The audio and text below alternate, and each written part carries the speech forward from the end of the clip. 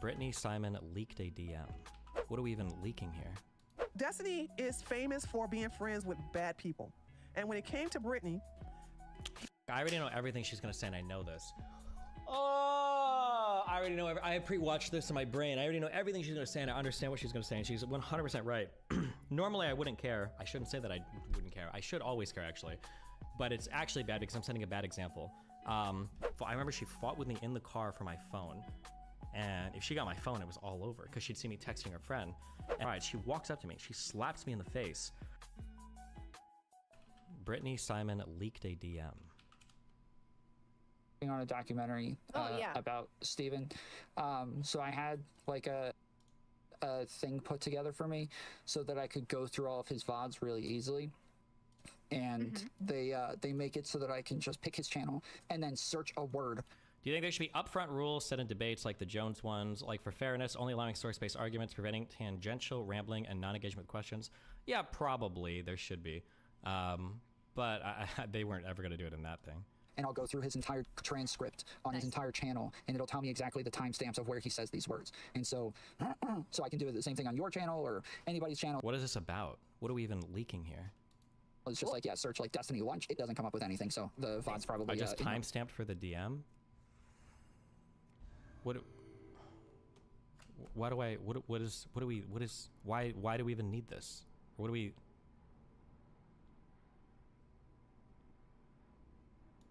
Only. Wait, for that story, when I tell the story, you mean? Or what? Yeah. What do you... Oh, well, when Erudite asked me on that, do you guys remember, or do you know that I was on a panel with like Lycan and Erudite and stuff, and they asked me about the friendship with Destiny? That's where I mentioned the text message, if that's what you're looking for. Okay. Well, no, I think early on when you guys, I could have sworn that you mentioned it a while ago, where he was saying that you guys were friends, and then you were like, dude, we didn't even have one-on-one time. Like, yeah. I asked him if he wanted to have one-on-one time, but he was just kind of like nonchalant about it. And so I mean, I think we had at least one one-on-one call that I think lasted for maybe an hour, maybe? I don't know.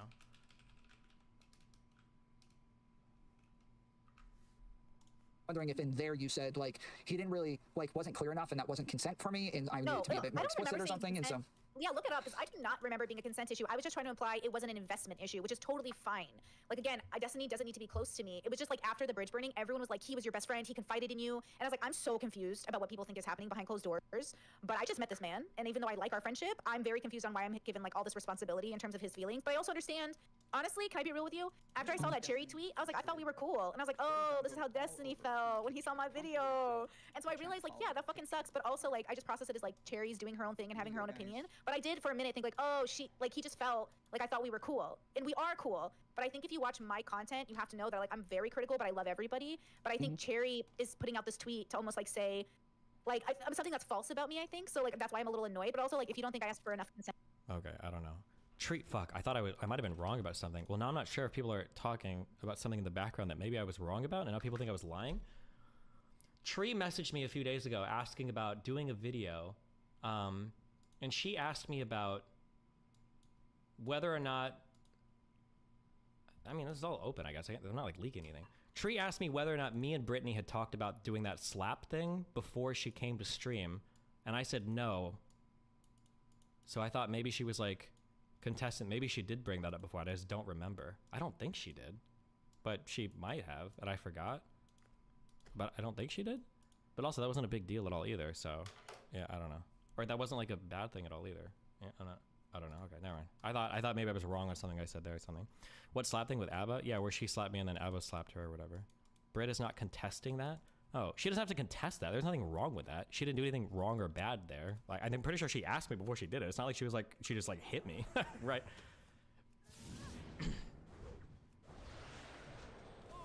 Although that would be based.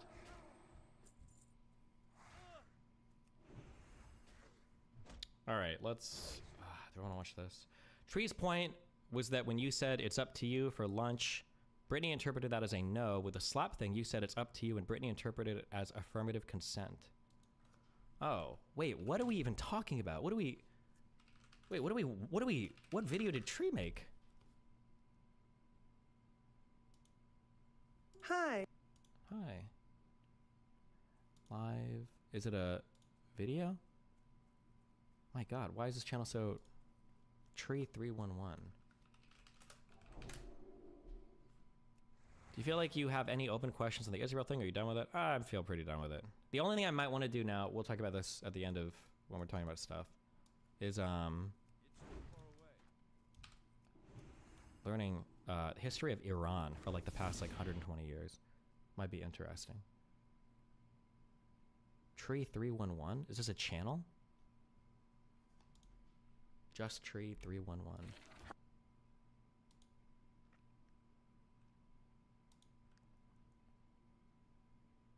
The shocking truth. 3 hours, bro.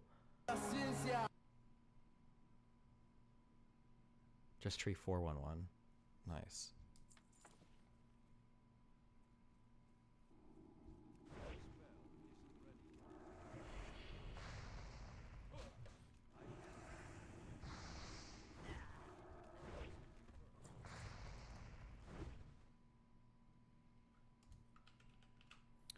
Trigger warning, Cherry tweet.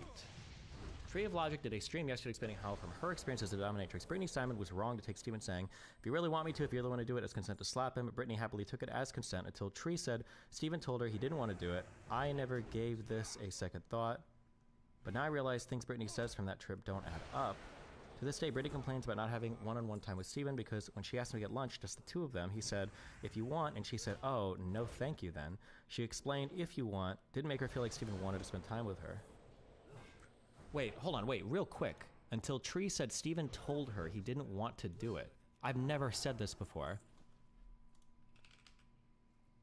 This is the... Hold on, real quick. When you say things like nobody cares or whatever, just leave. Come back in an hour. There's so much shit that we talk about on stream, okay? Just come back later. Just come back later. Just come back later. Just come back later. Here you go.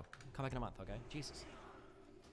Stream messaged me and said, Steven, I need to ask you something. That day when Abba and Brittany Simon came over to your appointment and she sat you down and slapped you on your live stream, was that kick discussed between the two of you before she did that? And I said, no, LOL. But that's all I said. I didn't say that, like, I wasn't okay with it or I told her not to later or anything like that. Like, I never said anything like that. Oh, one thing, Tree means that you were indifferent. You didn't plan to do it before stream. That's all Tree means. Yeah, I know, but like Cherry is interpreting this as though I told Tree that I didn't want to do it or something. Okay. One thing about this channel, okay, you should know this, okay? One thing about this channel is we cover a lot of different types of content here, okay? We cover a lot of different types of content, okay? If there's something on stream that you don't want to watch for a particular point in time, go away and come back later, okay? Just do that. It's super easy. If you complain about like, oh, I don't care about this, you don't have to tell everybody you don't care. I'll let everybody know that you don't care by banning you for a month, okay? It's super easy, super simple. I'm not gonna keep doing like shout outs to this on chat. I'm just gonna ban you for a month, okay? Jesus Christ. Jerry's interpretation is relevant to the point, no?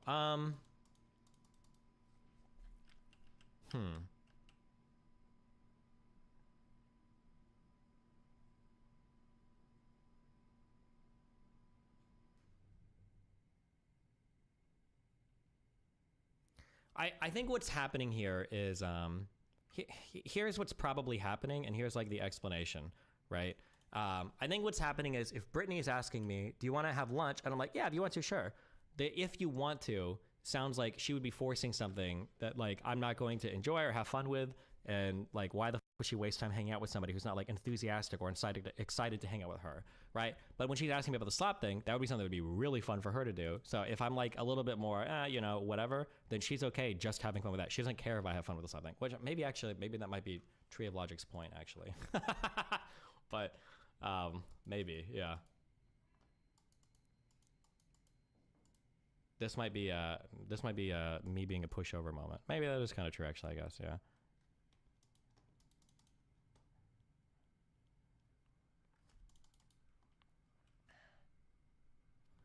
Random question, but is view botting a net loss to money? Like, would Kick pay you more per view than it costs to bot per view? No, I don't think people usually pay for views. I think they're usually paying for conversion and stuff like that. While we're on this drama topic, can you address how terrible the Tom is such a good guy memes are? None of these people are funny. I'm tired of pretending they are. I don't know what you keep. I feel like I've seen you type this like 20 times in chat. I don't even know what you're referring to. Oh shit! Hold on. You're getting banned. You're massive shit poster. Okay, Jesus.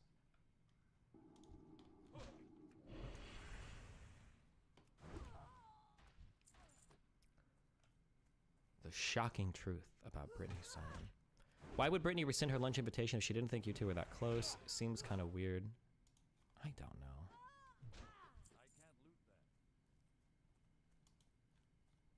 What even is the drama with this Cherry person? Cherry has borderline personality disorder. We had a weird situation, I think 2 years ago, where she felt like I was emotionally ignoring her. And then we took like a year off of chatting with each other. And then we kind of reconnected, I think 3 months ago, 2 months ago, 3 months ago. And it ended up again not going well. And now I'm just forever separated from that person.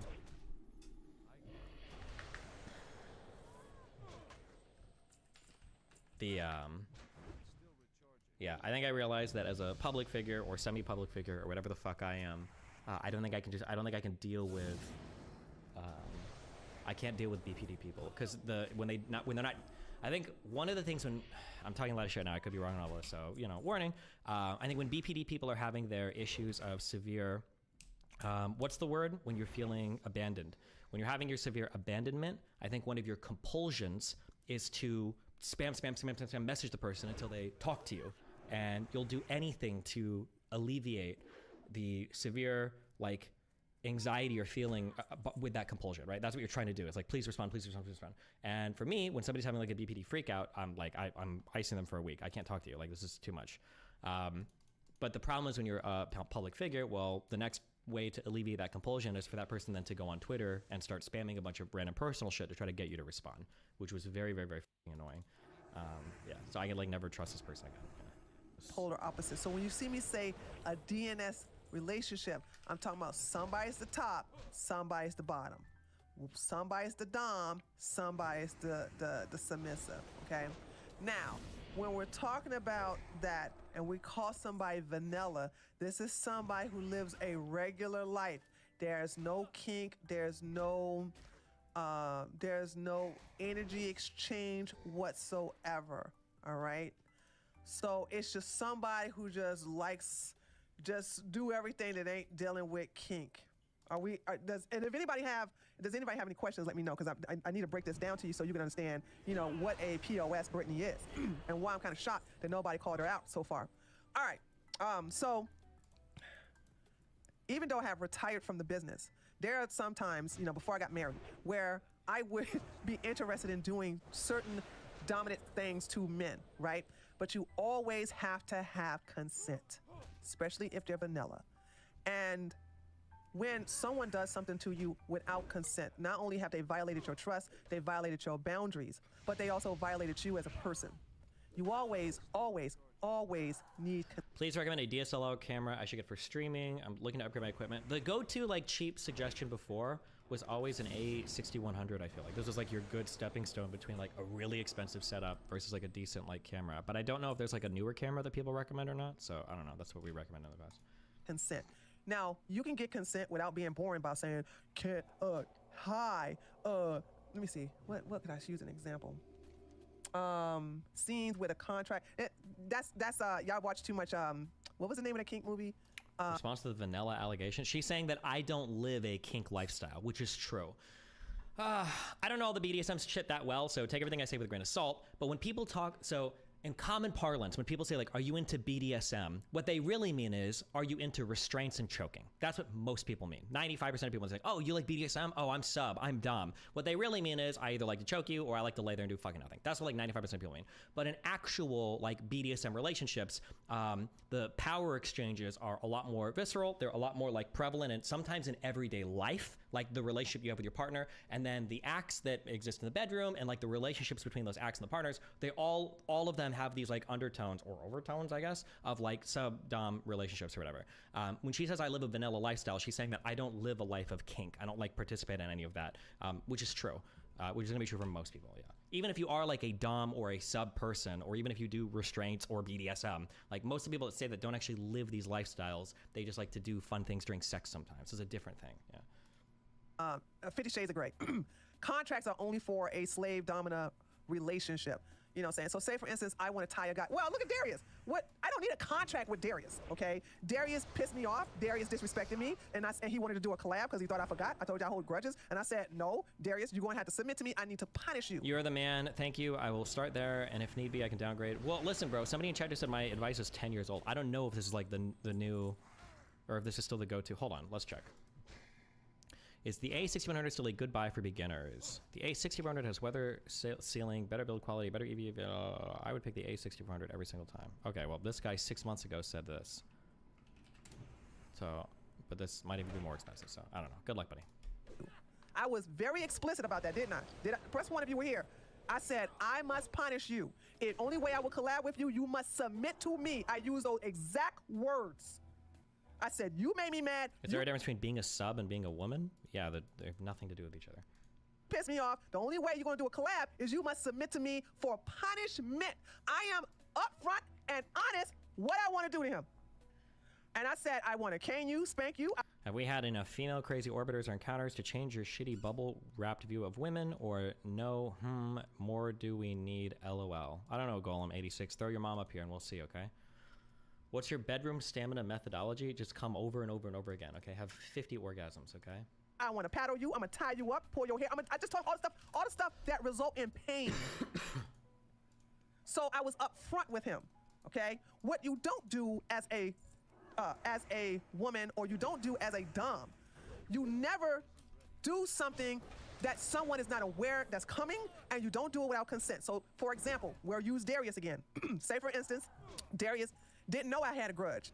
Didn't know I was still pissed off that he disrespected me. Is he, when she's talking about Darius, is she talking about our Darius or is it another Darius? And I want an apology. So let's say, for instance, he was like, he forgot all about it. Or is she just using him like as a hypothetical example? She didn't actually do anything with him. She was saying like, hypothetically, this is... Why does Tree have 5'11" energy? Bro, Tree is like 6'3" or something. She is insanely tall. Tree, let's do a collab. And I'll go, yeah, come on over to Georgia. I'll drive up to Atlanta. And yeah, we'll do a collab. You can, how about we go to this dungeon? We can have some drinks and stuff like Oh, he agreed to do this when he's, okay. that. And he gets there. I grab him. I don't know if you're drinking about coming over and over, but the boys at PK have a solution for our small load friends.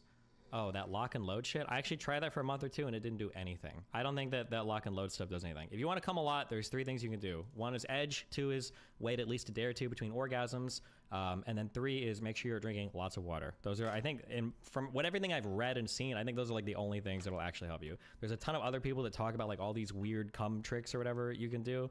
I don't believe it, and I feel like there's so many mixed reviews online from all of it. I don't know if I believe any of that shit. Were you taking 9 pills? Yes, that is a 9 pill a day regimen. It's fucking retarded. And I don't think it did anything at all. I don't think it helped at all. I tie his ass down, and then I put a ball gag in his mouth, and I just start beating him. That violated his boundaries. That was done with... Some people say, so Jessica said celery literally works, or it did for me. When people say celery works, my guess is what's happening. I could be wrong, but celery is like 95% water. I think celery is literally just more water. If you drink water, then you're gonna come more, like literally. I can edge for like 2 hours and go 3 days without coming. If I've drank no water, I'll spurt like 1 drop. Even your mom would be disappointed. I don't know how that makes sense. You figure it out. Out consent. That was done without his permission.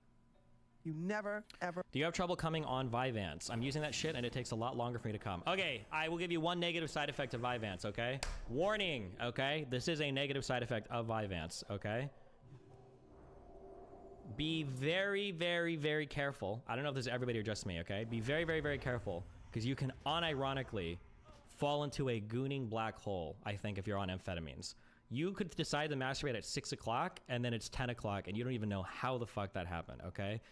Do not, if you take an amphetamine, like a slow release like Adderall XR or Vyvanse, if you take it at 9, don't masturbate until 9 or 10 at night, okay? If you start masturbating while you are on your medication and it's coursing through you, you might fucking masturbate for 5 hours and not realize it, okay?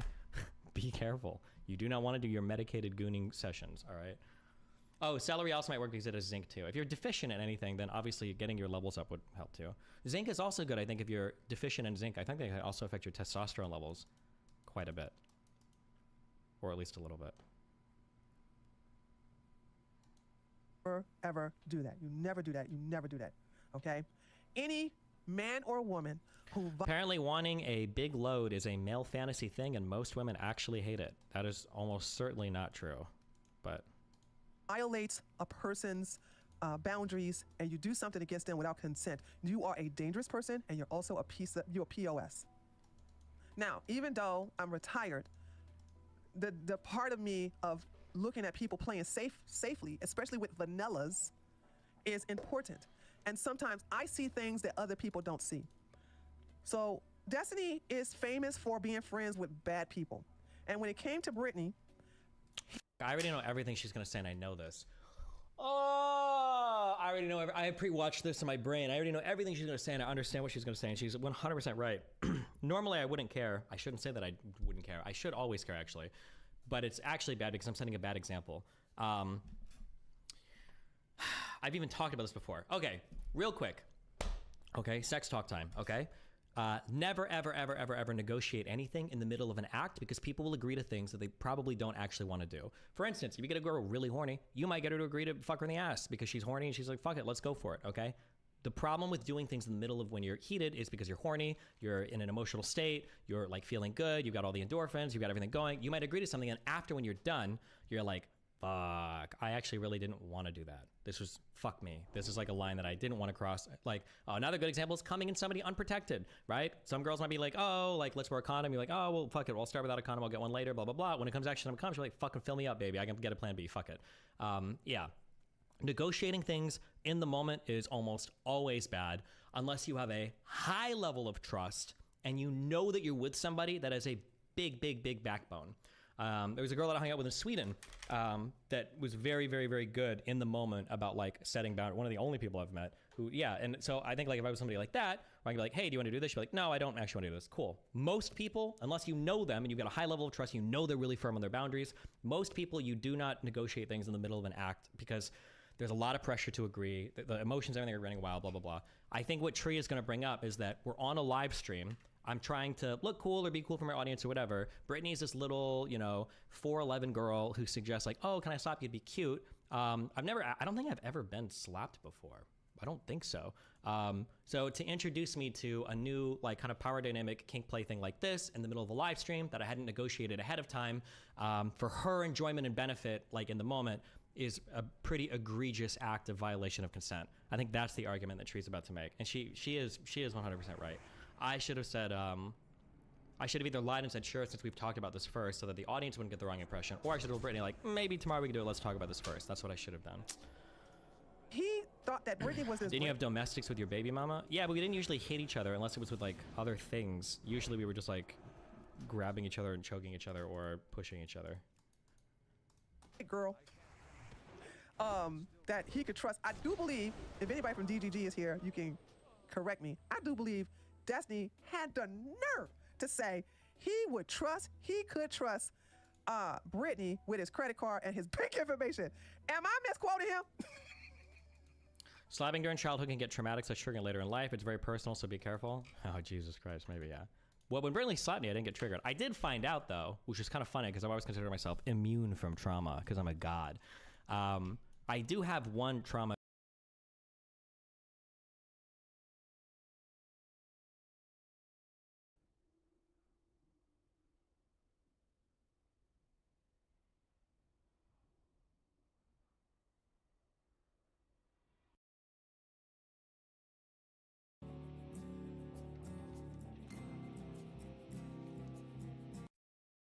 Oh, well, welcome back to Geek Feng Shui. I'm your host and game master, Bob Sellers.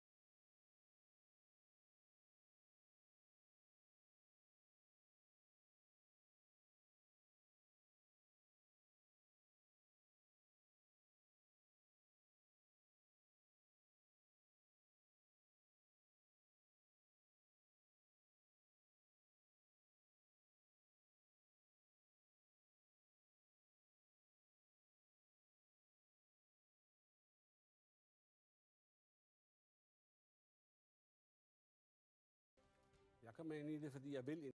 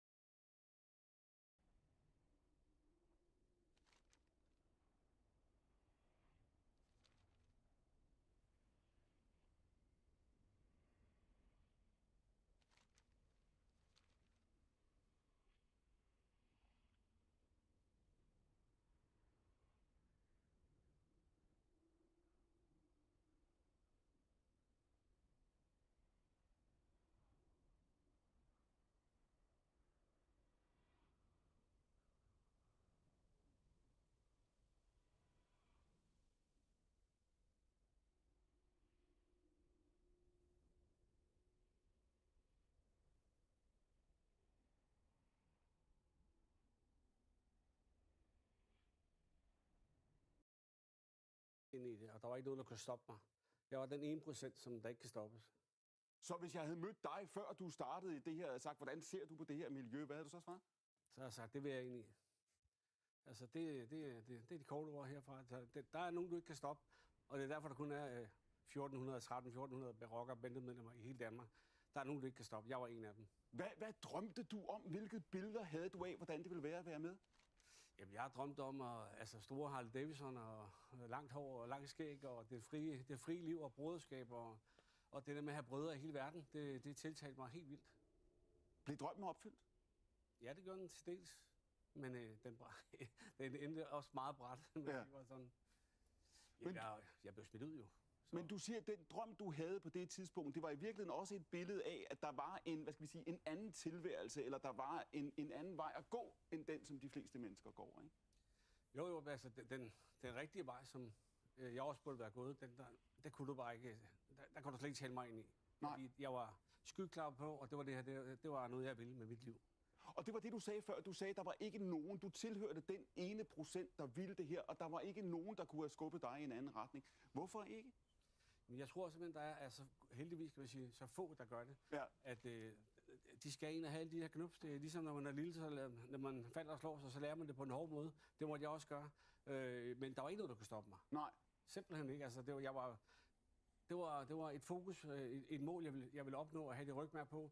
Og det fik jeg, og så var jeg tilfreds. Så lige meget, hvad læger havde sagt, eller SSP-medarbejdere havde sagt, at kommunen havde fortalt dig, lige meget, hvad du havde hørt, så havde du ikke været til at få til at ændre kurs. Ej, det fandtes ikke dengang. Jeg er 57 år gammel, så det var mere mine forældre, der nok skal snakke om, og de har absolut ikke gjort noget for, at... altså, de har jo talt mig... Det skal der aldrig gøre, det der. De har prøvet alt, hvad de kunne, men når du er i den zone der, så er der ikke noget, der kan gøre det. Søren Poulsen, hvis det nu er et til ord fuldstændig rigtigt, hvad Brian siger, at i et hvilket som helst samfund til alle tider vil der være nogen, der siger, jeg skal prøve det her, for jeg skal simpelthen se, hvad der sker, når jeg går derhen. Hvad nytter det så, det I gerne vil gøre her? Alle mennesker vil gerne være en del af et fællesskab. Det vi skal gøre som samfund, det er at sikre, at man har lyst til at være en del af et godt fællesskab. Og der var mange ting, der som i Brians barndom jo ikke var, men som vi har i dag. Hele SSP-samarbejde, alt det forebyggende arbejde. Jeg ved godt, at jeg nok også er kastet til at være den hårde retspolitiske banan her i aften, og det skal nok komme alt det, I ønsker. Men jeg har det også sådan, at alt det forebyggende arbejde, det skal vi jo i den grad prioritere. For ellers er det jo unge mennesker, vælger de forkerte. Men nu har du lige hørt Brian stå og sige, der var ikke noget, man kunne have gjort. Vi taler, og det er jo også dem, vi står og diskuterer om i aften. Det er 1300 mennesker ifølge Justitsministeriet. Så stor en gruppe er det ikke. Så når nu Brian siger, der var ikke noget, nogen kunne have gjort. Hvad tænker du så? Jeg mener, der aldrig nogensinde, vi som samfund må give op, når det handler om, at unge mennesker ikke skal ind i det. Og så skal man selvfølgelig vide, altså verden har trods alt forandret sig fra dengang Brian var ung, det vil jeg trods alt mene. Men så skal man vide, og det er vigtigt, at unge mennesker ved det, hvis du bliver medlem af en bande, så ender du i fængsel. Sandberg? Det har han ret. Det er meget enig i det med fængsel. Men hør nu her, helt tilbage fra cowboy-tiden og Al Capone-tiden, der har altid været nogen, der vil være gangster. Der er altid nogen, der vil være bad guys og tage the easy way, og det vil aldrig stoppe. Der er altid nogen, der vil gøre det her. Men derfor skal vi jo blive ved alligevel. Altså, vi kan jo ikke som samfund give op, uanset hvad. Jeg anerkender, at vi kan aldrig afskaffe kriminalitet. Det kan vi ikke som samfund. Der vil altid være nogen, der træder ved siden af, og der vil også altid være bandemedlemmer og rockere. Det vil der. Men det vi som samfund skal gøre, det er jo at gøre alt, hvad vi kan for at holde det nede. For gør vi ikke noget, så bliver der jo bare flere og flere. Abu Mustafa, hvor stor en rolle spiller det her, tror du, at man går ind og skruer på straffen? Altså, det ikke den helt store rolle i forhold til at afskaffe kriminalitet fuldstændigt. Men det har jo helt klart det har jo helt klart en eller anden form for effekt. Men jeg forstår det som om, at regeringen prøver, altså regeringens forsøg på at få det her frem, det er jo med påstanden om, at de vil komme bandekriminaliteten til livs. De her tiltag er desværre ikke lige de tiltag, jeg tror vil komme bandekriminaliteten til livs. Jeg er lidt bange for, at det faktisk vil forværre det. Og nu hørte vi Brian sige før, at da han voksede op, så drømte han om det her. Han drømte om at være en del af det her fællesskab. Det var noget, han skulle prøve. Havde du det på samme måde, da du voksede op? Det samme syn på det? Jeg tror, at lige præcis i Brians tilfælde, der er vi nødt til at forstå, hvor gammel egentlig han var der. Jeg tror, Brian han snakker om, at han var måske en 13-14 år. Vi er nødt til at gå ind og fange dem lang tid før, at han kommer til det stadie, hvor han har taget den beslutning. Og det er derfor sådan noget som lommepengejobs, når de er 15-17 år. Der er det for sent, fordi Brian han har allerede taget sin beslutning. Vi skal hen og fange dem lang tid før det 8-9 års alderen.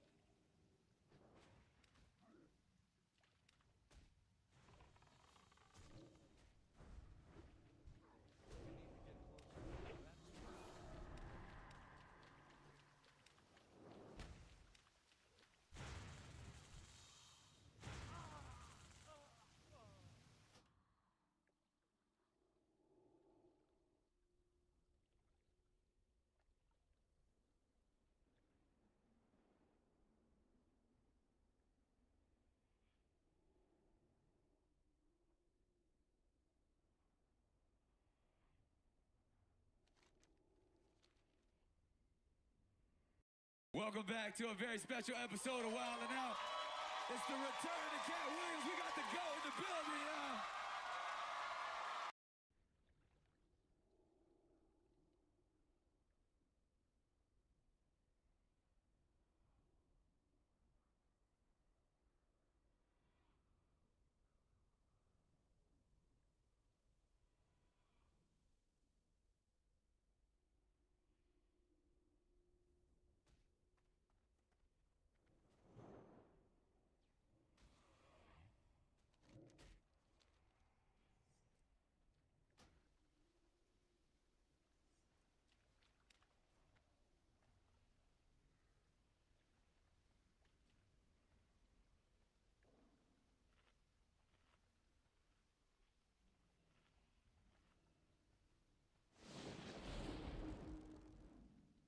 Alyssa was like, hey, I want to talk to you about something. I want to tell you something. Promise you won't get mad. And I was like, just stop right there. First of all, never going to make a promise like that because I might get mad. And second of all, let's just have the conversation on the show. And you were like, not so sure you want to do that. I think it'll be helpful for other people to listen to because I know the difference in our relationship versus the mass majority and the reaction most people would get, I feel like, and it can create toxicity. And I feel like you're going to have your own opinions, and that's what I'm also here to listen to, is also hear you out and hear your opinions. But I feel like you're going to have a healthier reaction than most parents might, and it could be helpful for other people to listen to, including parents. Right there. He's just, what she's saying, she's like, oh, what are you going to say? What is it? Just get to your bullshit. For other people to listen to, including parents. Are you moving out of state? Oh, God. Get to your offensive statement. It's not offensive. That's you! Yeah, that's it. Just get your bullshit. Just do it. Just do it. Nike. Just come on. That's when your kid starts rambling before they just came home late at night. It's like, what did you do? Well, it's, like, okay, don't be... You need to promise you won't get mad. Okay, so what happened? I promise Okay, you. listen, Shit. Mom. What do you want to say? Well, listen. Okay, so, you know my friend Mikey? And you staring like, Mikey's a piece of shit. And you already warned this motherfucker not to hang out with Mikey done 10 times. Why are you with Mikey? Wait, hold on. No. I was not with Mikey. And Mom said I could go out. But Mikey was there. And there was drugs. Oh. You're guilty. Eat it on the chin. Just me up first. We're going to get that out of the way. And then after that, we could talk. Get the anger out. Yeah. You know what? A lot of my conversation with my parents would have worked out a lot much better if I would be like, me up. Because I used to have to hear a whole ass song. Yeah. Oh, but you already know it's coming at the end. It's like, listen, you're going to beat my ass. Yeah. Me up. Yeah. We'll talk after. So I've kind of joked about it before starting an OnlyFans, but it's also not what you think either.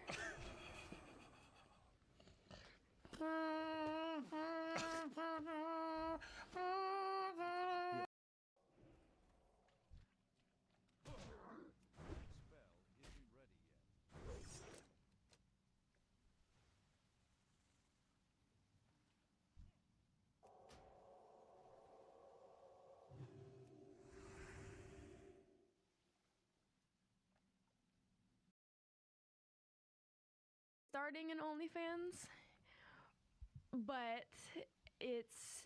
Hey! Yeah. Me up! Yeah. We'll talk after. Exactly. So I've kind of joked about it before starting an OnlyFans, but it's also not what you think either.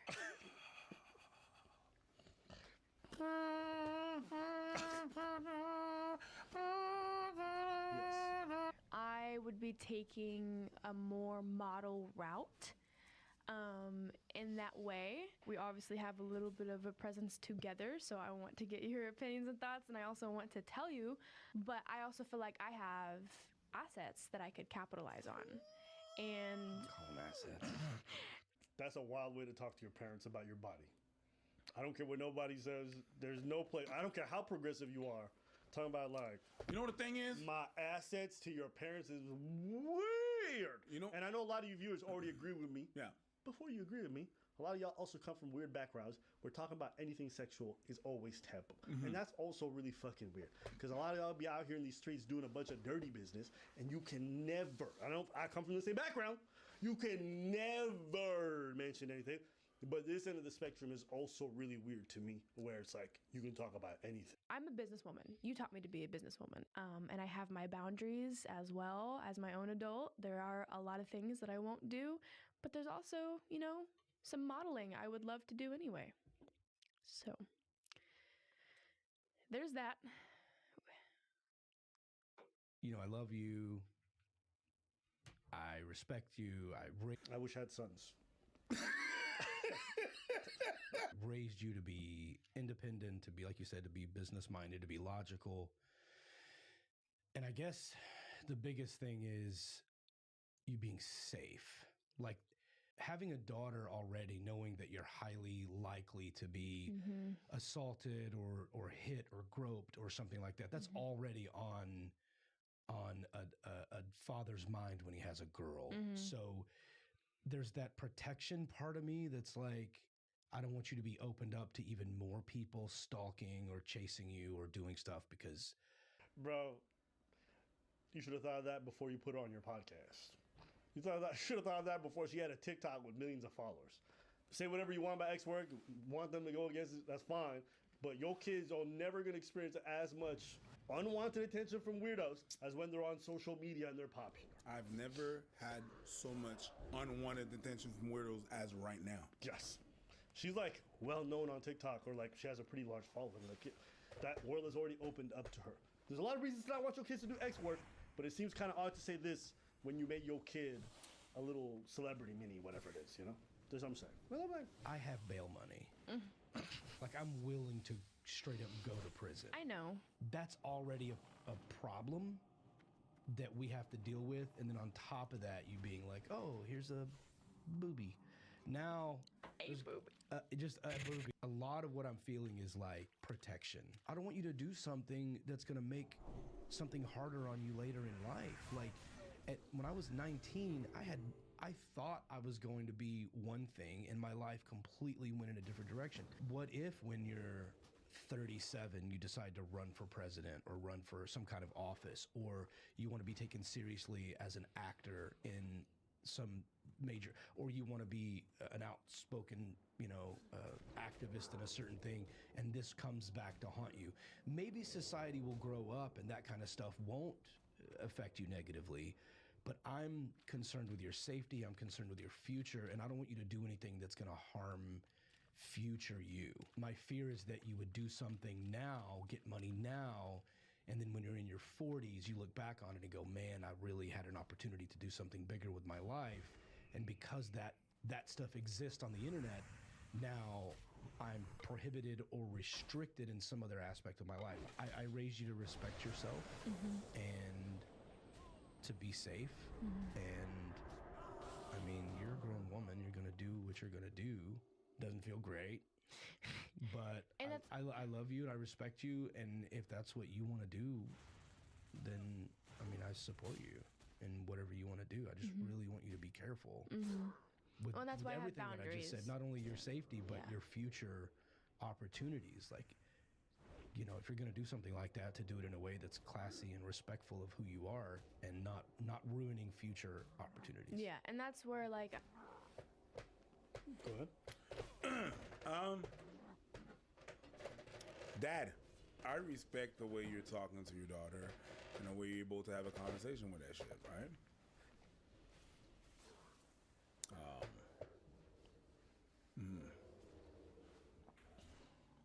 But I think it's all fun and games until one of your friends fall on the OnlyFans of your girl. And then it's like, yo, buddy, bud. I think I saw your daughter out there. She looking mad good. What? One of your buddies sees your girl, your daughter, on OnlyFans. and reports it to you, you might feel different. You might be like, yo, watch what you say. Hey, watch what you say. You can't say that to everybody. All right? A lot of people are going to think that. It's your boys, it's your friends, it's your homies. They're going to fall on that. You understand what I'm saying? Oh, okay, so you're like, oh. You have a daughter. She has her OnlyFans. And I'm like, yo, Abba, I think I saw your daughter on that. If you said it like that, we'd have a problem. And I'm okay with us having a problem because that means you shouldn't be in my life. I understand what you're saying. Any friend who would talk about your daughter that way, irrespective of whatever the fuck she's doing, is weird and probably not somebody you want as a friend. Personally. I understand. So at that point, I wouldn't even be thinking about my daughter that deeply. I'd be like, yo, who the fuck is this guy? Because you should never be thinking some weird shit like that. And if you even did, you better keep that shit in your fucking head and then make sure you never act on it. That's me personally. I don't care what my daughter's doing. I don't care what her job is. There should never be a time you talking to me like that. That's me. Now, the whole shame associated with people around you finding out, that's very real. And a lot of parents are probably going to feel that. That's facts. And there's no way around it. There's no way around it. I think the way he's talking to her is the thing that makes the most amount of sense if you want to be involved in your child's life. Listen, you can disagree with your kid. You can be so against what your kid's doing that you may have to push them away. But acknowledge that at the end of the day, they're adults. They're no longer just a child, right? They may be your child, but they're not a child. But she's forever gonna be my baby. She's gonna be your baby, but at one point in your life, she's probably gonna wipe your ass. Is that really your baby? She is. Still, so you went from wiping to it changes. The relationship changes. She's not a kid. No, I have no problem. Under a certain age, you gotta talk to them a certain type of way. You gotta give them orders. Okay. Understand at some point you're gonna have to start changing the tools with which you parent with. You can't use physical discipline or orders or rules the same way you could as when they're a child as when they've grown into adulthood. And your approach to it has to change. And I think he's taken the most reasonable approach so basically making his feelings clear whilst also saying, I still want you in my life. This isn't enough for me to say you gotta go. Some parents got that. For example, I know some parents, if you leave the religion, you've left their life. Yep. I know some parents, if you've embarrassed them, you've left their life. Everyone got a different threshold. Him, it's clearly not met that. For some of you watching, that might be too much. Your kid doing some adult stuff, they can't come home for Thanksgiving or Christmas or whatever it is. Me personally, I think I identify with this man much more than I think a lot of my viewers because, to be honest with you, I feel more progressive than a lot of y'all.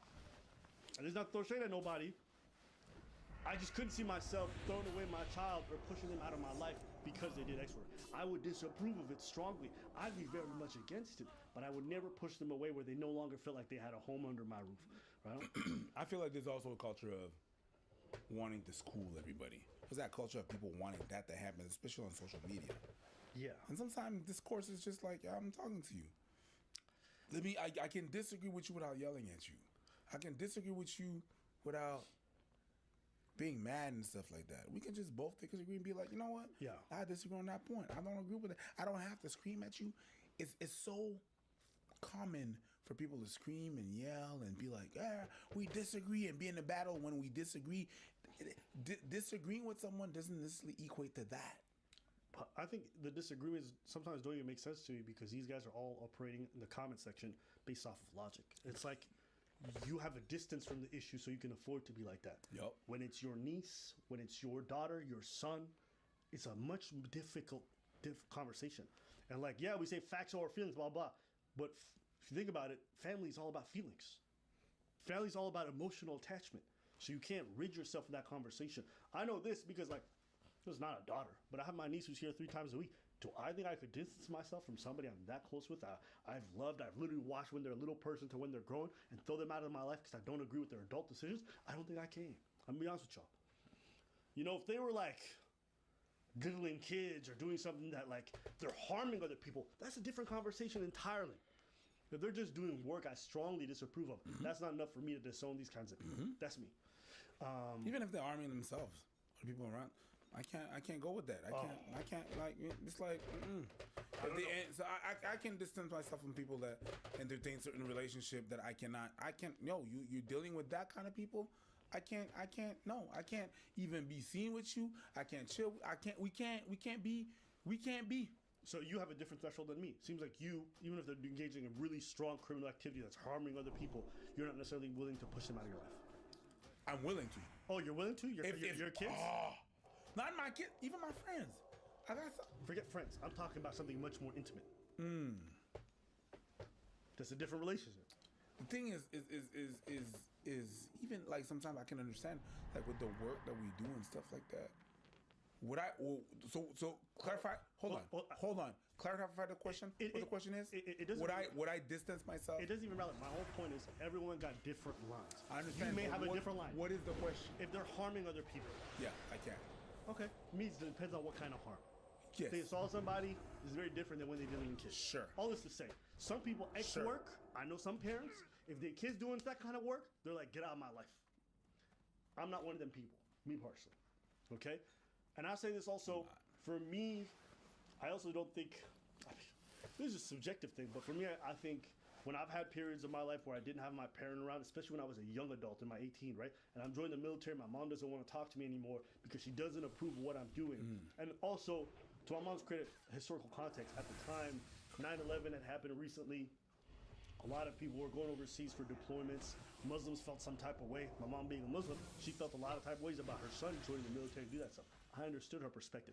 I just felt like as an adult, I needed to find my way in life. I need to get some sense of discipline, and this is the environment that I was going to find it in. We stopped talking. It was a difficult period.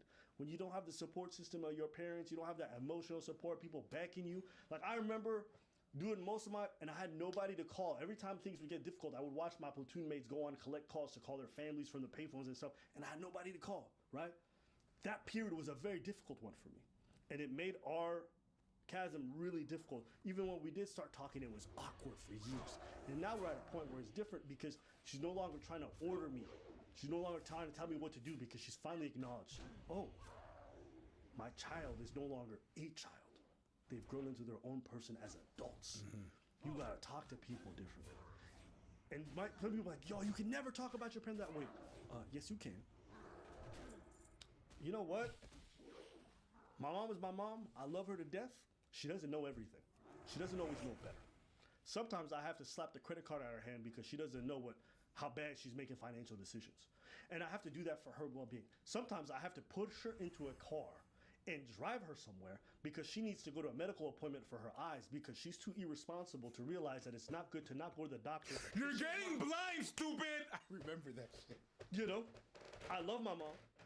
My mom is my mom, but she don't always know better. I remember that shit. Oh, that was from the heart. And I say that because that was from it's the like, heart. Oh, this vision I had of you, like, oh, it's nonsense. You're flawed, like everybody else. And it's okay for me to talk about that with reverence and respect, but also with a directness that shows my love for you. Yeah. And I say this to say, your relationship changes. So the way you approach the dynamic changes. The way you communicate to your parent changes, but also the way the parent communicates to you changes. That's life. That's life. You might have a subordinate at work. When they get promoted to manager, you can't talk to them like they're subordinate. No, they're your peers now. It's a different relationship. They're your peer. So I respect the way he approaches it, even if a lot of people are going to mock him or whatever it is going to say. He's going to be much more apt to protect his daughter from any negative things that happen going forward than a lot of people who are completely removed from her life. In fact, he's much more likely to prevent it because she got that emotional support system. She doesn't feel like she's isolated from people. So, in my opinion, I like this, but I'm okay with also saying I understand where other people are coming from when it comes to the clash of their value system. And also, I get, like, she can more think about it and not do thing out of spite. Just to be like, oh yeah, because people have a tendency to do that. Yep. Whenever they don't get the support that they're supposed to get or the support that they need, they're gonna be like, yeah, word. It's no longer about what they want to do. It's now it switches into, I'm gonna do it because you don't want me to do it. Even further than that. It's not even necessarily because of spite, because the people who are supporting them are the people who already live in that lifestyle. Yeah. So all of a sudden you go to a strip club, but everybody else around there is also supportive to you and they're very kind to you. So you're like, what I'm not getting at home, I'm getting from these people. Gangs, X work, whatever, we're not name it. You'll understand. Yeah. It's the same thing. But again, I also say this knowing I understand why people make the different decisions. So where like I have my boundaries. I don't own you. I don't control you. You're not mine, but I care so deeply about you. Like there's not another single human on this planet that I care to protect more than you. And so it's just a safety thing. I appreciate you telling me. Yeah. And us talking about it. I'm glad we're close enough to have this conversation. I'd rather you know than... It's not up to me. You know what I mean? You don't need my approval or blessing. I mean, you know, I trust you to handle yourself.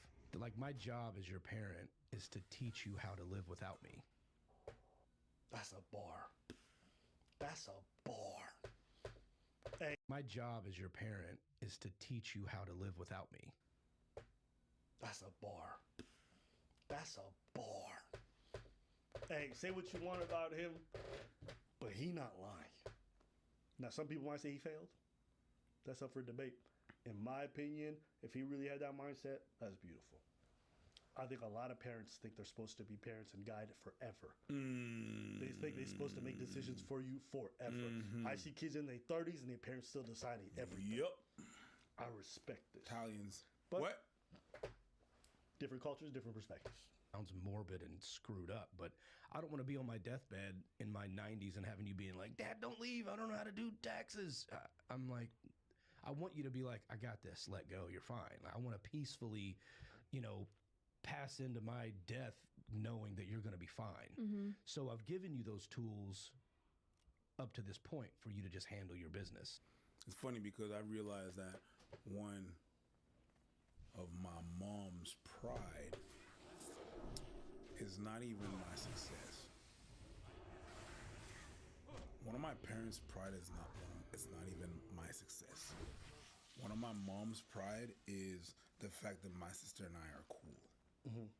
So that if she goes, we got each other. And that's very important. Like, we're able to handle each other even beyond her being there. So I think it's something that's realized. And I think that goal changed with time. You know, it was not always that. Yeah. You know, it was have a degree, have a this, a that, a big career, big money, and everything like that. All that shit changed. Gotcha. When the perspective came in, and then she's not cool with some of her siblings. And then she sees and she's like, nah. When she sees me and my sister, my big homie, she's like, oh. What I tell my sister, we're going to Florida. Oh yeah, but I said we going. I didn't say nothing about the fuck. What? I said we going. The fuck is wrong with you? Okay, we going. Just pack your bags. When my mom sees that, she's y'all like, have a good time? Yo, we cool. We y'all have a good time? Y'all have a good time? Me and my sister. New Year's was good? New Year was good. Okay. It's like, you know, my sister's my sister. I mean, we chilling. You know what I mean? So it's like, it's cool to have her around and stuff like that, and we don't have like a beef or whatever. I understand people that do and stuff like that, but yeah, that's one of my mom's pride. When I roll, and you guys are always together. Well, I mean, I pay for the whole shit. Like, I pay for the tickets, I pay for the car, I pay for like what we. But you guys came together. Yeah, but my mom is like, okay, you got your sister's back. Yeah, y'all together. And this motherfucker had mine. Yeah, got you. So That's what you're proud of. You know what I mean? So she's proud of that. The one thing that I do want to make clear is that this is because I respect myself. I want to just do it the fastest way possible so I have more time to do things like rescues and charities and help my family and my friends that need help. So this is really my fault because I failed to become a billionaire. That's what it sounds like too. I understand what she's saying because in her head, she's like, there's so many things I want to do and what's the fastest way I can accumulate wealth? And the dad's think about the long-term consequences, but she's not necessarily thinking about it like that. I understand where she's coming from. And people can choose to believe her or not, whatever it is. But from what I've seen, I could see it being true for some people. Absolutely your fault. Absolutely. Before you became an adult. If I'd been a billionaire, you'd be like, yep, there's no point. Assets that I could capitalize on. And call them assets. I talk fucked up to my parents like that sometimes. The reason why, I'm gonna tell you why, is because my parents are for black people, they're very open, okay? But there's still some taboos. And because when I was growing up, I was left out of a lot of things, a lot of discussions. Like, you're always left out because it's taboo. You can speak about this, but as a child, you want to understand certain stuff. And you navigate life not knowing certain things that you should have known. And you don't know them because they want to keep it from you. and they kind of forget about it, and there's like a threshold of time that they should have told you about it, and you still don't know, and you act life not knowing those things, and when you go back, for example, there was a beef in my family. Okay, there was a beef in my family. One of my aunts, she married a man, and the family of that man had some beef with her. They never told us about that. So the kids were cool. All the kids of those families were cool. But the parents are not. And me, I'm walking and I'm seeing the parents at the mall. I'm like, oh, hi. And I'm walking up to them and I'm like, oh, yeah, this and that. How you guys doing? And I feel like the parents are mad awkward. Yeah. They don't know. Like, they're like, I'm good. They're my like stuck up and shit. I just walked in a situation that I didn't even know about because y'all motherfuckers have a beef. They looking at me funny and they're like, what the fuck? Why the fuck is this little motherfucker talking to me?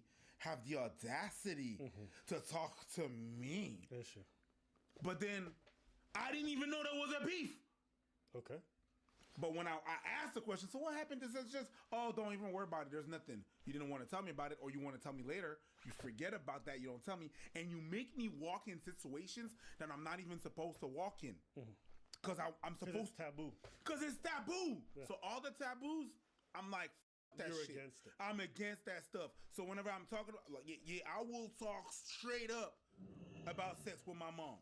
I will start straight up about sex. I know. You know, it's so funny. You explained that whole thing. I'm like, yeah. Fuck the taboo. I talk straight. I'm like, ew. I know. And but, the thing, but then again, I acknowledge. But also, it's me. I know. And also, you've seen my parents. You've seen they different. They are different.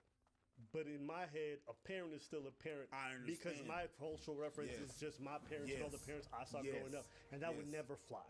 Like, for example, so I get what you're saying, but I'm culturally conditioned. Yeah, I understand what you're saying. Like, for example, my birthday, there was a background, like we did a barbecue in my backyard and everything and stuff. Two of our friends went there and everything and stuff, and they saw how I interact with my peeps. Like, two of them were like, yo, you speak like that with your mom? It's like, yeah. And at some point, I was blazing. My parents was right there. I was like, dude, prototype was like, yo, your mom is right. Bro, your mom is right there. My mom is right there. Yo, mom, you want some? No, not. I don't want any. She cool. She don't want any. Isn't that so crazy? People can see you drinking with your parents, but if you smoke something that's legal over here, they lose their minds. Yeah. It's funny. It's a funny thing. It doesn't make sense, logically speaking, but we just convince ourselves it does. Alyssa, please be careful out there. That's why I have boundaries. Is because I don't know 30-year-old me. Like, I know me, and I feel like I'm going to still be okay with it, but I also want to make sure I have that room to change if I feel like I want to. And I love you and respect you and support you through all of it. So, yay! Please be safe. Like, I'm here for you. Like, through the. I think we got the point. No. No what? No. I mean, if that's me in that conversation. That's just no. For like a couple days of denial, and then like come talk to me later. Let me have a few drinks. No. And then I'm like, all right, let's talk. And then she's gonna be right in front of me. I'm like, baby, I love you. I wish I had sons, but you're here. We're gonna figure this out. You're my only daughter. I hope I never have more daughters. I mean, I'm joking, but I don't know. I'd be like, that would stress me out. I feel like there's like a bunch of things if I had children that would stress me the fuck out. My kid says they're going on deployment. I'm like, no. Like, yes, I know you're doing it in the service of something greater, but it's just like, no. Yeah, you did it too. No, I didn't do deployment. That's different. Doesn't matter. You went in. Yeah, it was not the same. They're gonna use it against you. It doesn't matter. Yeah, it was not the same. You could have been. But I get what you're saying. OnlyFans, no. But if it was like push comes to shove and she's like, we gotta figure some shit out. But that's a different conversation. Difficult conversation. I know people are gonna meme. They're gonna have a laugh at him. That's cool. But like, ask yourself. Honest question. Everyone watching right now. That's your child. How would you handle it? And don't do it from the perspective of like you're observing someone else's life. Think of somebody you love very close to you engaging in this stuff, and how would you react to it? How would you keep them into your life or not? I'd be curious to hear how you guys feel in the comments. And just I want to see some good responses. It's a good thing. Yeah, it's an interesting conversation. But as weird as this podcast is, and seeing these conversations that I think are generally private being public, I think it's good for conversation points for everyone else watching. I guess that's what a podcast is now. Let us know what y'all think. All right, so get in the comments. Anything else? Let us know.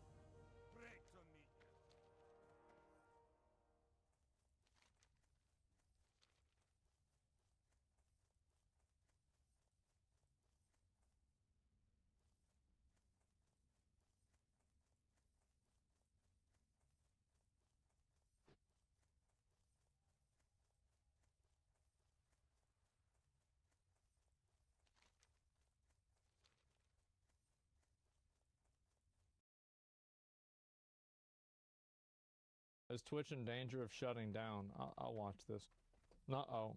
Twitch is really going through it right now. Yeah? They are struggling through a hard time internally. Uh-oh. I'm not talking about falling off or anything. They haven't lost their spot at the top of the food chain Not when yet. it comes to streaming. But internally, it's pure chaos and pandemonium. They've been treading water when it comes to their financials, and it's been getting really bad. I wouldn't say they're treading water. I would say that they are just tactically drowning. It's just Amazon is like giving them oxygen every year. Yeah, they're still drowning though. They just had to announce that they're stopping the Twitch service in South Korea because it's just prohibitively expensive. Which, by the way, my understanding about this, I've talked to people in Korea about this, and I've looked into it. Basically, it's because there's like a racket going on there. It seems like, I remember there was this Korean girl that was telling me about it, and I said, oh, it sounds a lot like what our government does. Yeah, and she's like, yeah, it's a country problem. Yeah, it's got nothing to do with Twitch. It's not a shortcoming of Twitch. Basically, Korea made pricing prohibitively expensive to benefit a Korean streaming service instead of an American one. That's what happened. Also had the huge round of layoffs last year that you might remember. Twitch is just generating about as much money as CryptoZoo. $0. In fact, less than $0. It's negative money. Negative clams are being generated by Twitch, and it seems to just keep getting worse. They just had to announce another wave of layoffs at Twitch with 500 employees losing their jobs. That's a lot. 35%.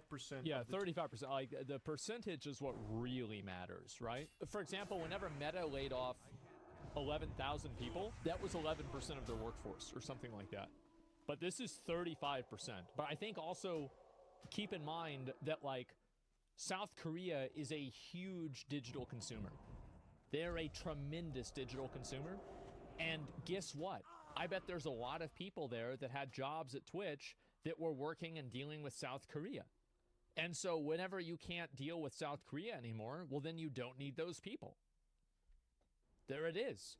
And also, losing South Korea, in my opinion, was not Twitch's fault at all. Twitch workforce from everything was that being I understand, laid off, as confirmed by Dan Clancy. And today, Dan Clancy actually did a stream just being fully transparent, going over a lot of things, such as the layoffs, as well as just Twitch not really making money. Again, that's not a secret. We all knew that. That's about as much of a secret as me being short. Like, everyone knows by just taking a look at Twitch and what's been going on. It definitely fucking sucks how many people just lost their jobs in this most recent wave here. And it's even more unfortunate that it's not exclusive to just Twitch here. This has become extremely common in the tech industry. Because Discord did layoffs recently. Twitter did, there's more people that got fired from Twitter than people that work there, okay? And so, yeah, this is extremely common. Many companies like Twitch started overhiring and went through this period of overgrowth, especially during COVID. Yeah. And how all at once they're starting to downsize and lay off a ton of people like what they just did. And that's something Dan also talks about. That we've implied this before, where we say we need to run it sustainably, but, you know, I'll be blunt, we aren't profitable at this point. Amazon has been extremely supportive of Twitch. That's money. A big thing for being sustainable over time is ensuring that we don't lose money. We don't have people working at the company that ain't doing shit, so we got rid of them. Yeah, we get it. For sure. And that's a big part of my job, because that's going to be what makes sure we can be here for a long term. This is the CEO of Twitch who is just speaking openly and honestly about... Which, by the way, like, isn't it crazy that he just goes on and he just says this shit? He's like, yeah, so, like, we're not making any money, and, like, yeah, I don't know what the fuck to do, right? I mean, like, we're trying to figure it out, like, same as you are. Like, yeah, I don't know. You know, I had to fire a bunch of people, which sucks, but, like, I mean, shit, you know, it is what it is. Like, yeah, I love it. What's going on, which is really refreshing, especially given the last CEO who didn't even know that he ran Twitch. Again, this isn't a shocking revelation. I don't think anyone heard this and flew back in their chair and slapped their knee like, well, golly, Twitch not being profitable, never saw that coming. This is the worst kept secret since Darth Vader being Luke Skywalker's father, right? To be honest, if somebody had told me Twitch was profitable, I would have believed it. And, like, I wouldn't immediately say it's not true.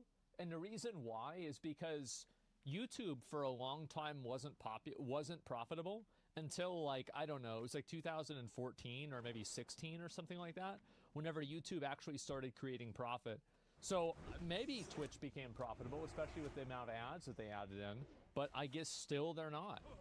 I mean, dropping how many people? 500 people? That's a lot of fucking money. Like, that is a tremendous amount of money.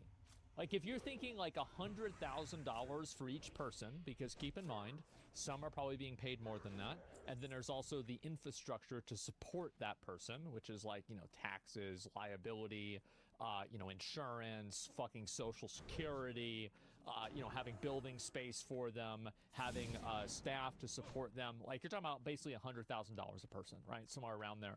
And especially for, like, yeah, benefits. Oh yeah, this is a $50 million reduction. Devin Nash video is really good. He explains how Kick runs with less than 50 people and did 90% of what Twitch did with 2% of its workforce.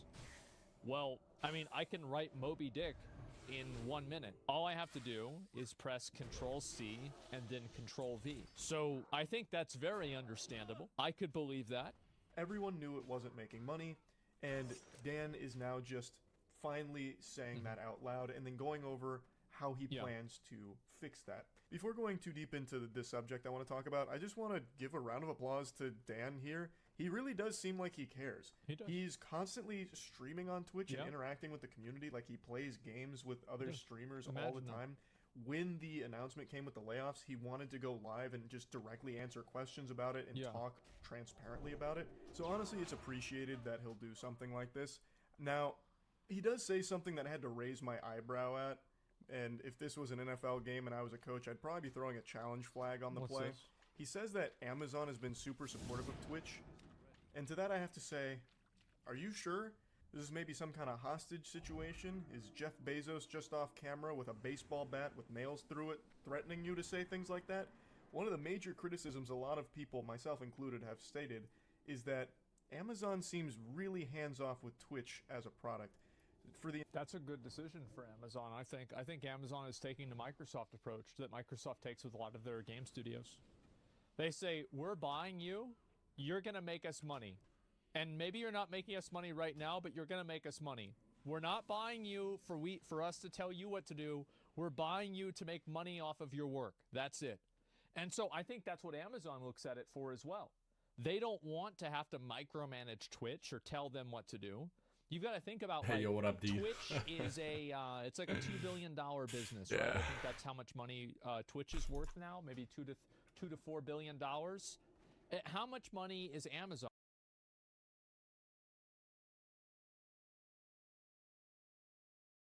Don't rap yet. We don't have a priest.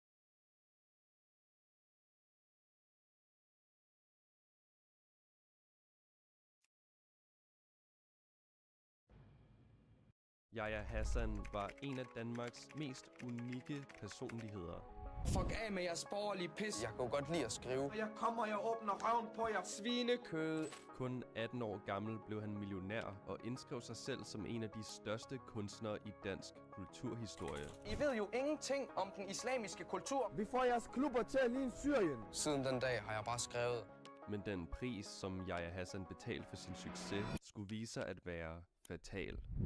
Den 7. oktober 2013 dukkede en endnu ukendt Yahya Hassan op i DR2-programmet Deadline, hvor han fortalte om det, han kaldte underklasse-islam. Interviewet blev rundet af med et uddrag fra et af Yahya Hassans nye digte, hvor han i næsten 5 minutter uafbrudt udstillede muslimske indvandreres dårlige opførsel.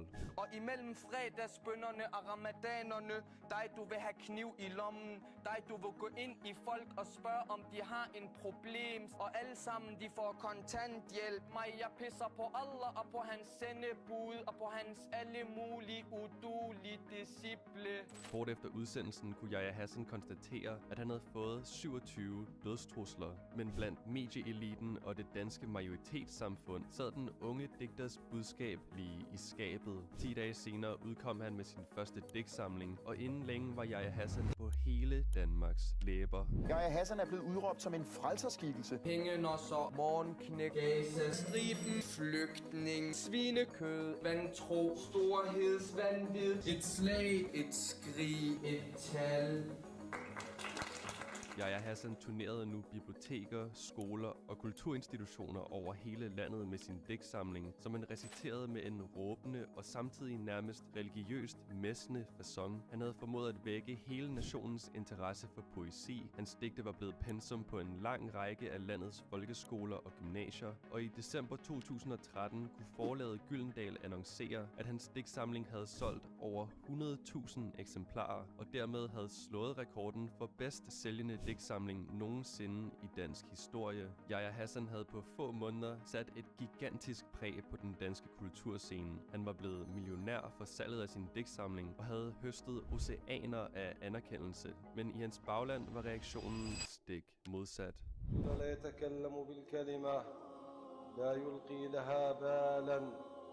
يهوي بها في النار أبعد ما بين المشرق والمغرب. Videoen her blev lagt op på Facebook-siden Mit Islam af Yahya Hassans far, kort efter udgivelsen af sin søns digtsamling. I videoen kan man høre faren forklare, at han gav Yahya Hassan alt, hvad han havde krav på, men at Yahya Hassan opdigtede historier, knuste farens hjerte og flygtede som en vantro kujon. Videoen, hvor faren til sidst slår hånden af sin søn, blev den ene af hans 2 eneste offentlige kommentarer til sønnens dystre skildring af sin opvækst. Den anden var en citering i Politikken, hvor faren havde forklaret, at ja, jeg har givet ham nogle lussinger en gang imellem, men aldrig til en grad, at han eller andre af hans søskende har tisset i bukserne. Det har aldrig været voldsomt. 5 børn på række og en far med en kølle, flere græderi og en pøl af pis. Vi stikker skiftevis en hånd frem, pisset af et vandfald ned ad hendes ben. Yahya Hassan blev født i 1995 til palæstinensiske forældre og voksede op i det sociale boligbyggeri Trillegården i Aarhus Vest. Som han senere har beskrevet både i interviews og meget detaljeret i sine digte, blev han som barn udsat for et omsorgssvigt, hvor især hans far jævnligt udsatte ham for voldelige overgreb. Jeg har haft en lidt turbulent opvækst. Mine forældre blev skilt meget tidligt. Jeg har været lidt voldelig og har lavet noget kriminalitet. Forældrenes svigt, kombineret med Yahya Hassans tidlige kriminelle aktiviteter, resulterede i, at han i år 2008 og årene frem blev anbragt på 6 forskellige kommunale opholdssteder. Et af dem var det socialpædagogiske døgntilbud Solhaven, hvor han ankom som 14-årig. Der fik jeg en rigtig god lærer, som jeg snakkede godt med. Her mødte han Louise Østergaard, en af institutionens ansatte, der senere blev dømt i retten efter at have sex med Yahya Hassan. Yahya Hassan og Louise Østergaard havde en fælles interesse for litteratur og digte, og efterhånden indledte de en romantisk relation til hinanden. Der var der også en enorm konflikt inde i mig, mellem fornuft på den ene side og følelse på den anden side. Hvad var det for nogle følelser? Stor kærlighed. Ja. Forelskelse. I januar 2012 besøgte den 38-årige Louise Østergaard Yahya Hassan i sin lejlighed i Aalborg, da han som 16-årig var flyttet væk fra Solhaven. Og det var her, at Yahya Hassan efter hendes udsagn afpressede hende til at have sex med ham. Hvis ikke hun gjorde det, ville han afsløre deres affære for hendes mand og chef. Det gik Louise Østergaard med til, men få dage efter havde hun selv fortalt både sin mand og sin chef om relationen til Yahya Hassan. Hun blev fyret, skilt og senere idømt 5 måneders betinget fængsel samt 100 timers samfundstjeneste for at misbruge sin stilling som lærer og kontaktperson. Hvor vil man hen? Hvor langt vil man gå? For det man vil opnå, hvor meget vil man kan slippe på? Hvor vil man hen? Allerede i sin ungdom var Yahya Hassan dybt splittet mellem 2 verdener. På den ene side var han kriminel, voldelig og havde en historik med at true de ansatte på flere af sine opholdssteder. Men på den anden side havde han også et unikt talent for at skrive, som det ikke kun var Louise Østergaard, der opdagede. Også Abu Malik, som var ansat på Rap-akademiet i Trillegården, hvor han hjalp unge, utilpassede drenge med at skrive og indspille tekster, opdagede det unge lyriske talent. Yahya Hassan havde aldrig rappet før, men da Abu Malik hørte ham, fik han kuldegysninger. Han var på et helt andet niveau. Han var hårdslående uden at bande, og hans tekster var ikke bare tomme ord om parter og bitches. Den ene tur i studiet blev til mange, og Yahya Hassan fik kunstnernavnet Natteravnen. Langt fra gadens hjørner, interessen er dalende, og alt virker mindre tiltalende. Jeg undgår alternativer, søger oplagte muligheder, holder komplikationer på afstand. Jeg har brug for ubrugelig råd, så jeg kan fodre elendigheden, som er genopstået. Samtidig fik Yahya Hassan mere og mere øjnene op for litteratur, og blev blandt andet optaget af forfatterne Michael Strunge og Karl Ove Knausgård, der begge blev kilder til inspiration. Efter jeg begyndte at skrive, der fik jeg noget, som betød noget for mig, som jeg rigtig godt kunne lide, som jeg brugte en hel masse tid på. I efteråret 2012 begyndte han at læse digte op på café under Masken i Aarhus, og i januar året efter blev han optaget på forfatterlinjen på Vallekilde Højskole. Her gjorde han et stort indtryk på en gæsteunderviser, den anmelderroste og prisvindende digter Lars Skinnebak, der straks så potentialet i den usædvanligt intelligente og brændende følsomme Yahya Hassan. Lars Skinnebak sendte hans digte til forlaget Gyldendal, og hermed var kimen lagt til Yahya Hassans gigantiske gennembrud kun lidt over et halvt år senere. Men succesen skulle vise sig at have massive omkostninger. For eksempel Gellerup-parken, for Yahya eksempel Hassan, Trillegården. Jeg kan sige det. Det bliver det sidste ord. Tak fordi du kom. Det er ikke kun Yahya Hassan, der kæmper for sin fremtid Det her, det var da den værste form for reklame. Det gør. Altså, vi er en krigsførende nation. Jeg bliver nødt til at sige tak, vi er tak en fordi du vil være med. Du bliver Hvis nødt du til vil gøre mig til grin på åben skærm, så kan jeg love dig for, at det kommer lige direkte tilbage i hovedet på dig selv. Det er på Ha' en god aften. Og slipset symboliserer i øvrigt hundesnor. Tak skal du have. Med sit gennembrud havde Yahya Hassan vundet det danske majoritetssamfunds gunst, men blandt det muslimske mindretal var modtagelsen af hans digte helt anderledes. Her lå reaktionen i et spænd mellem kølig uenighed og decideret raseri. Ikke desto mindre besluttede Yahya Hassan i år 2015, at han ikke længere kun skulle være digter, han skulle være politiker, og ikke mindst muslimernes politiker. Og så har jeg så sandelig noget at skulle have sagt. Vi er en brigade i den amerikanske hær. Vi myrder folk, vi besætter deres lande, vi laver alle mulige ting, ikke er i orden. Så dør der hvad? 1, 2, 3, 4, 5 israelere, mens der bliver massakreret i Gaza gang på gang. Pludselig havde Yahya Hassan standset sit angreb mod forældrene og det miljø, han var vokset op i, og i stedet rettede han nu al sin vrede mod politikerne for at sende Danmark i hovedløse krige i Mellemøsten, og mod medierne for at tie om de reelle problemer. Nu var flygtningestrømmen og integrationsproblemerne ikke længere den enkelte indvandrers ansvar, men bundet i et langt større og strukturelt problem. Samfundet har et lige så stort ansvar, hvis ikke et større ansvar for integration. Kilder har senere kunne fortælle, at Yahya Hassan, på trods af sin i starten meget kritiske tilgang til islam, faktisk i tiden efter sit gennembrud blev enormt interesseret i islamisk kultur og aktivt opsøgte viden om islamiske filosofer og fritænkere, ligesom han øvede sig i at recitere Koranen, som man kaldte for den bedste poesi.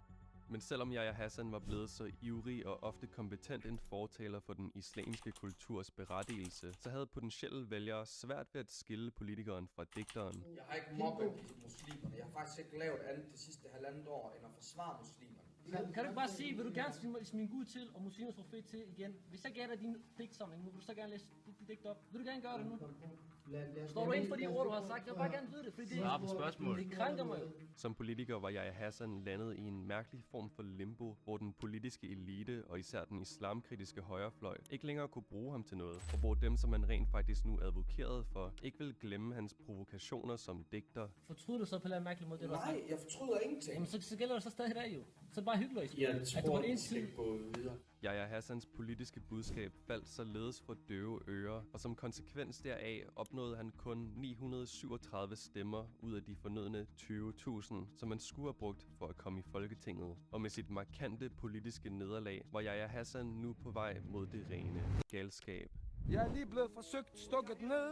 Vil du afpresse mig, eller hvad? Prøvede du ikke at affalde mig i går? Og jeg kommer, jeg åbner røven på jer fucking munafiqin. Han bider mig 2 gange, en gang i fjeset og en gang bagved.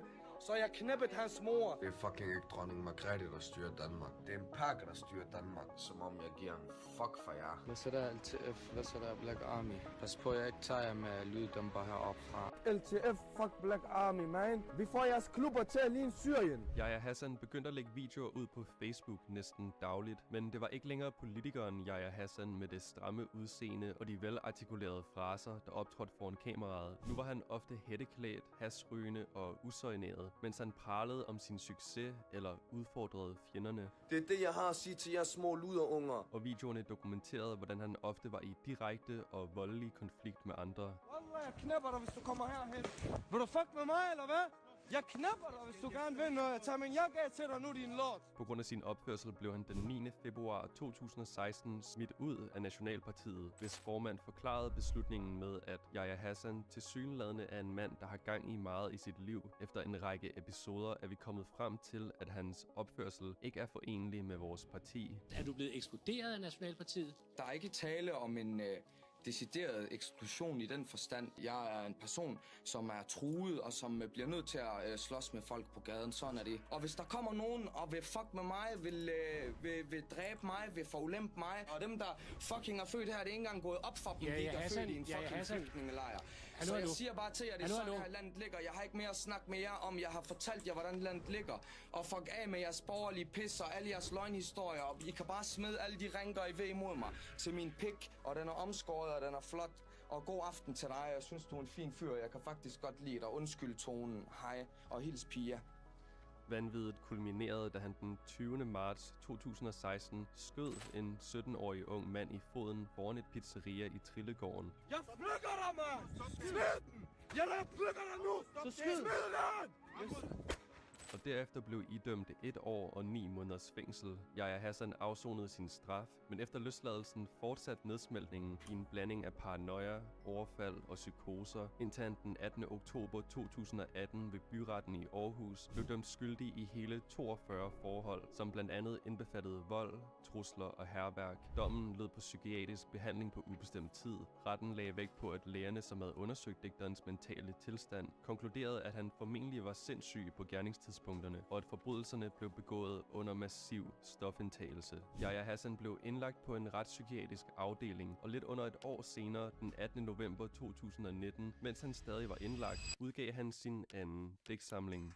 Men i modsætning til sin første udgivelse, kredsede den svære toer ikke på samme måde om familien eller islam. I stedet handlede den om hans indre kampe, om overfaldene, indlæggelserne, berømmelsen og fremmedgørelsen. Det var en mørkere og mere famlende bog om digterens forsøg på at finde sig selv. Og selvom den nye digtsamling ikke solgte nær så mange eksemplarer som den første, eller fik nær så meget omtale, så satte den Yahya Hassans situation i perspektiv. Det han i begyndelsen havde vundet på at sælge sin familie og sit kulturelle ophav, nemlig penge, berømmelse og kulturelitens anerkendelse, var i virkeligheden lige så falsk som det miljø, han var flygtet fra. Han kunne ikke finde sig til rette i hverken den ene eller anden verden, og derfor kunne han heller ikke finde sig selv. Digteren Yahya Hassan er død 24 år gammel. Yahya Hassan udgav i 2000. Den 30. april 2020 kunne medier fortælle, at Yahya Hassan var blevet fundet død i sin lejlighed. Kort efter delte hans mor en video, hvor han foretog den islamiske trosbekendelse. أشهد أن لا إله إلا الله وأشهد أن محمدا رسول الله. الله يخليك شيخنا وشكرا لك. Videoen, som var blevet optaget kort før hans død, viste en udgave af Yahya Hassan, der tilsyneladende langt om længe havde slået fred med sin baggrund og med sig selv. Og jeg vil gerne sige til alle, der måske har været i tvivl, om Yahya har været fratrådt islam eller frafalden fra islam, at det har jeg da på intet tidspunkt været tale om. Jeg er født muslim, vil dø muslim, men man er måske ikke som folk er flest. Slut finale.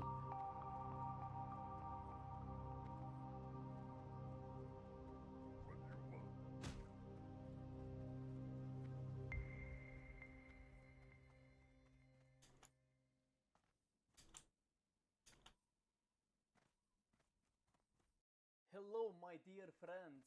Hej venner. I dag der skal vi lære at stege en svinemørbrad i airfryer. Let's komme i gang. Det er egentlig meget let og lige til. Vi tager vores svinemørbrad, og så ser vi lige om der er nogle scener der skal fjernes. Den her har lidt, så dem tager vi lige og skærer af, som vi plejer at gøre.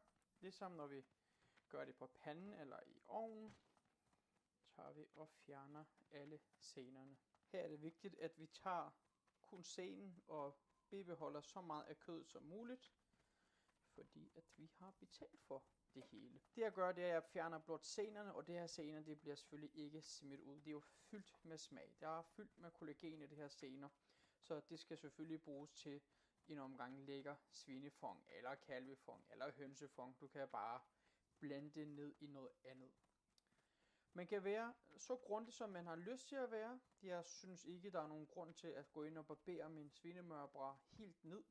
Fordi så længe de ikke er det her hovedscener, det er helt tykke scener, så bliver det altså mørt. Det er jo en svinemørbrad. Det er ikke fordi, at den er sej. Svinemørbrad, det er det, der sidder i indersiden af, under kamstegen ned for enden, og det er super mørt, fordi det er ikke en muskel, dyret sådan rigtig bruger. Jeg mener, at det er den muskel, dyret bruger til at parre sig med. Og ja, det passer ikke særlig meget i dag, i hvert fald ikke manuelt. Det foregår sådan lidt mere med noget indsprøjtninger. Så det er bare fedt. Yes, jeg tænker, vi er der. Og du kan selvfølgelig barbere det yderligere ned, det er sådan set op til dig selv. Men jeg tager lige lidt af det her også. Og så lader jeg bare resten stå. Sådan. Nu skal vi marinere vores kød. Jeg tager en metalbakke, kommer kødet ned i. Og her tager jeg salt. Godt salt på. Soja. Vi bruger soja, fordi at vi kan ikke brune vores kød af på panden. Og soja går jo ind og sætter gang i noget karamellisering på vores køds overflade. Så både for at give det en dybere umami-smag, men også for at sætte gang i en ordentlig karamellisering, så er soja altså en nødvendighed, hvis man gerne vil stege kød i en airfryer, synes jeg. Du kan selvfølgelig bare lade være. Jeg synes ikke, at bruning af kød bliver særligt tilfredsstillende, når det er, at man gør det uden soja. Nu tager jeg lige og sætter min kød til side, og imens ordner jeg de andre ting til marinaden. Herover der har jeg lidt friske krydderurter, der er lidt timian, rosmarin og lidt salvie. Du kan vælge at bruge lige den, du synes. Du kan også bruge noget tørret, hvis du har lyst til det. Jeg synes simpelthen, friske krydderurter, det er uundværligt i madlavning. Jeg synes, det giver noget, som det tørrede krydderier ikke kan give. Så derfor så bruger jeg det friske. Du er selvfølgelig fri til at bruge lige det, du har lyst til. Også krydder det, ligesom du har lyst til. Du kan også godt tilsætte lidt paprika, spidskommen, hvad du nu ligesom skal bruge kødet til. Her der laver jeg blot en standard stegning af selve filet. Jeg tager lige friske krydderurter til side her. Så tager jeg min Nicer Dicer Super Slicer hvidløgspresser, og så presser vi lige noget hvidløg her. Sådan her. Så har vi masser af hvidløg. Og alt det her, det tager jeg lige op en gang. Ja,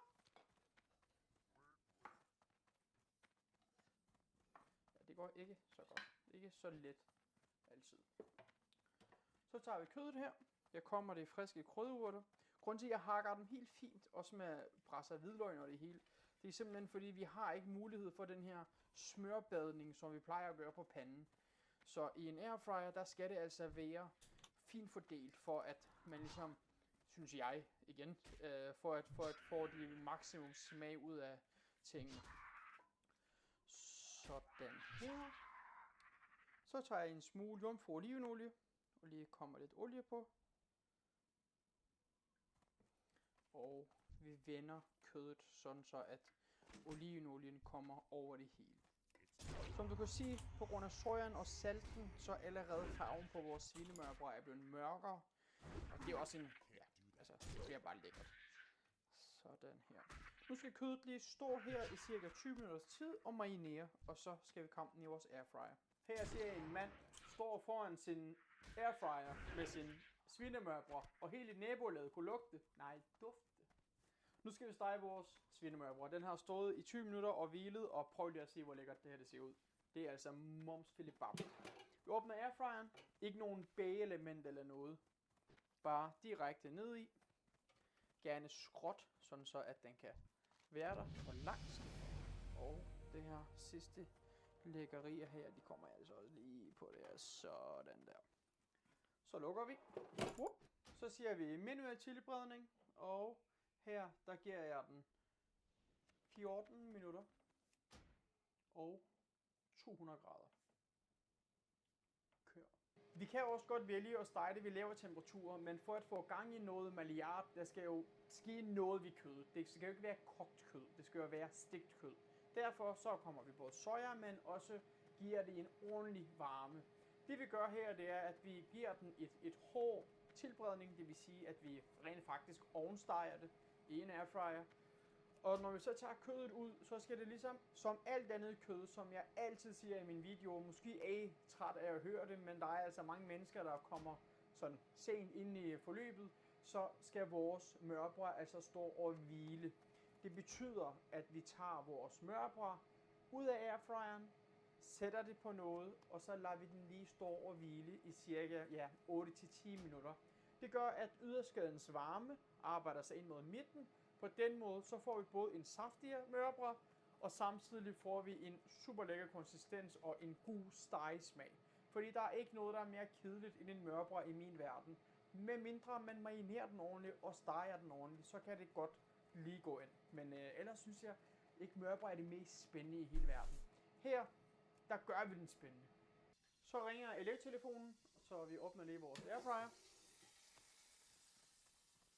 Ser altså bare godt ud. Hvad sagde du ringede hvad? Elevtelefonen. Hvad er elevtelefonen? Elevtelefonen, det er når ovnen ringer på en restaurant.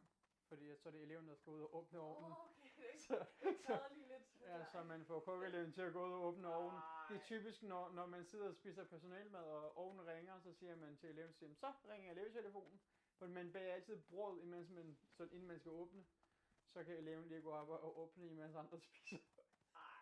Det er faktisk tavligt. Men jeg er min egen elevtelefon jo. Tager kødet op, sætter det på et fad, og her der lader vi altså bare det her mørbrad blive sådan her. Vi dækker den ikke over med en sølvpapir.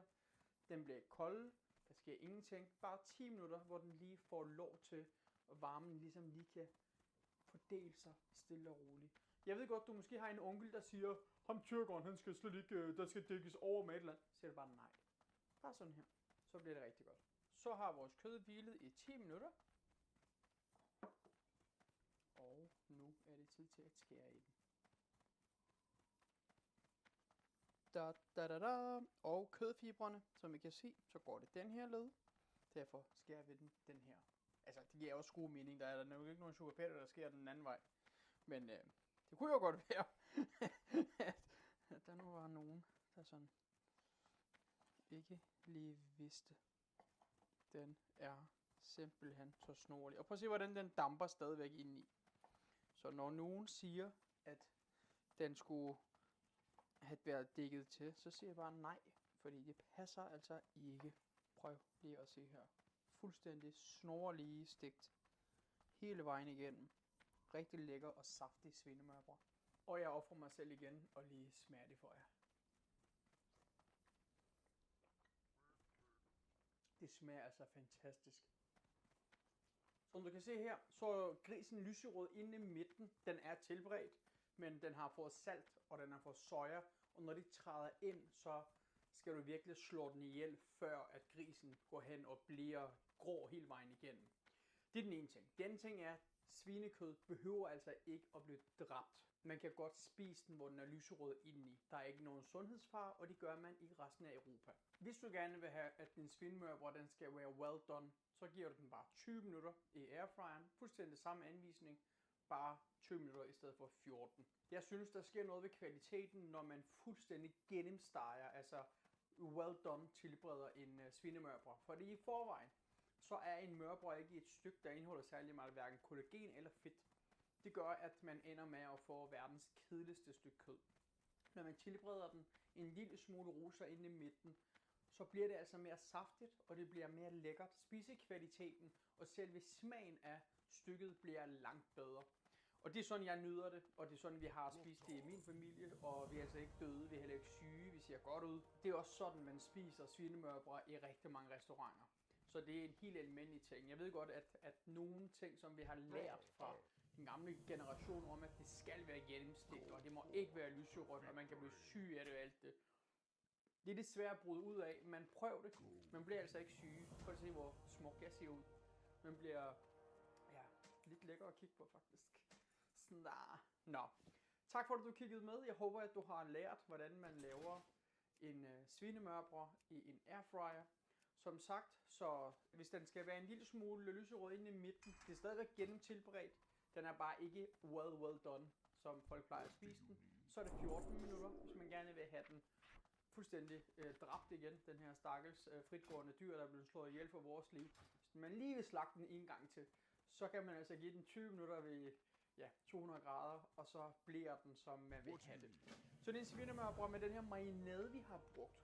Der kan man spise den til med en hel masse forskellige garniturer. Du kan Velkommen til Hejren Cars.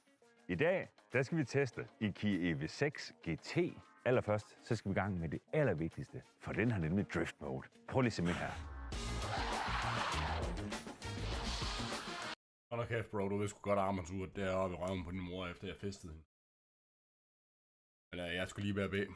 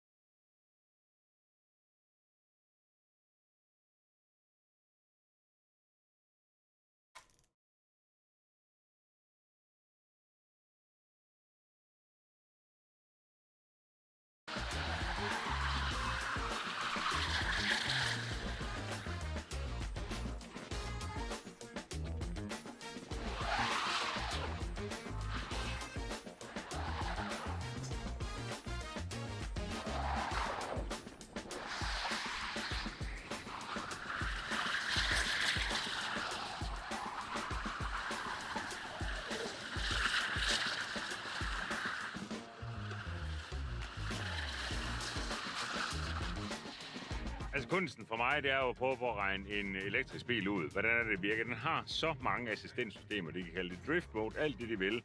Men bilen her tror, der er noget, der er helt galt. Så den forsøger at trække forhjulene med og gøre alt muligt forskelligt. Den er lidt sur på mig, oplever jeg.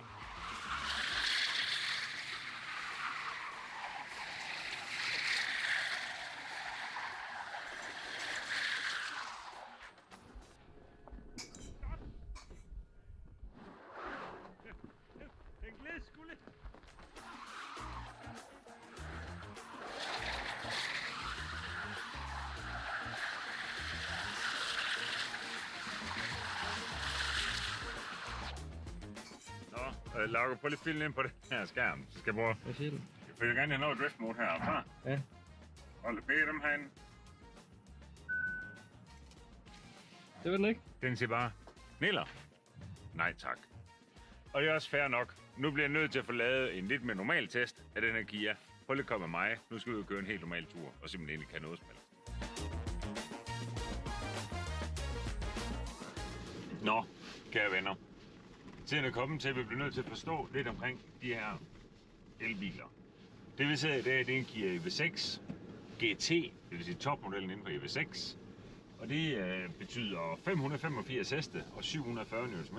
0-100 på 3,5 sekund, en tophastighed på 260 km/t. Og det er jo vældig fint alle sammen, og lad os bare en gang for alle få talt om rækkevidden.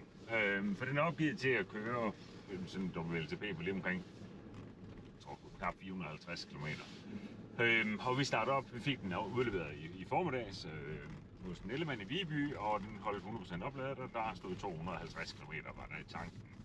Og det kan jo virke som ikke ret meget.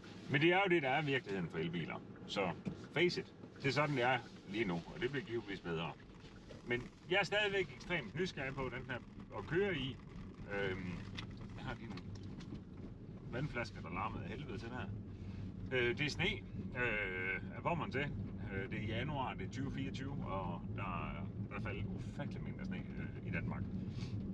Men den kører sgu meget godt hernede af. Det er lidt dumt lavet, når man slipper gassen i den her sådan sat til motorbremse helt utroligt meget. Og når man kører på så meget sne som her, så kan man faktisk godt mærke, at når jeg så slipper, så prøver den faktisk på at låse hjulene en lille bitte smule, og det tænker jeg egentlig ikke er sådan super praktisk anlagt. Der kan man give det skift mode, så man kommer over i et andet mode. Kan man gøre et eller andet her. Det er jo sådan der. Man kan simpelthen bare lige tage den her paddle og give en gang op, og man så må sige, så motorbremsen ikke længere. Og så er jeg i hvert fald ude over det problem.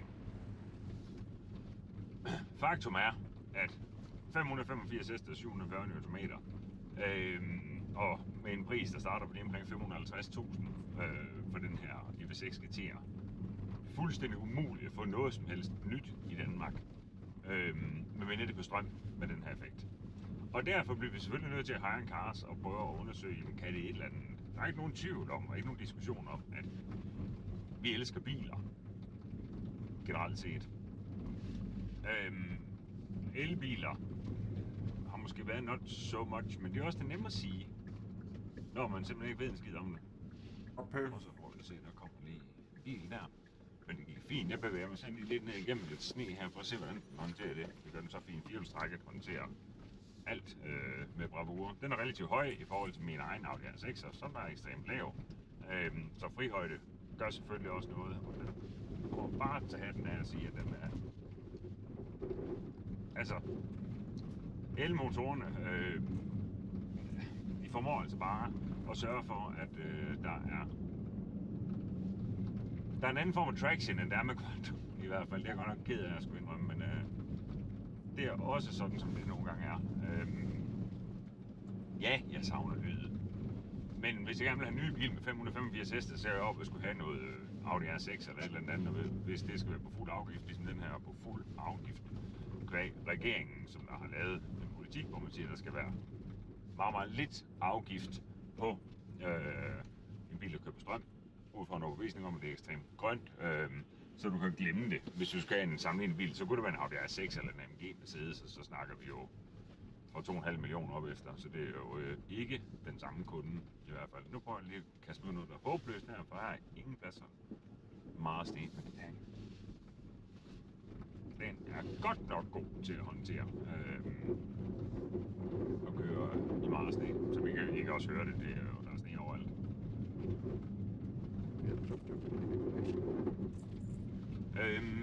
Jeg er 2 meter lang. Det er et ordentligt skur. Sædet det kørt helt tilbage. Jeg kan undre mig ekstremt meget over, at en koreaner kælk som den her, som du ellers er notorisk kendt for at have ekstremt lignende udstyr. Sådan med manuel sæde.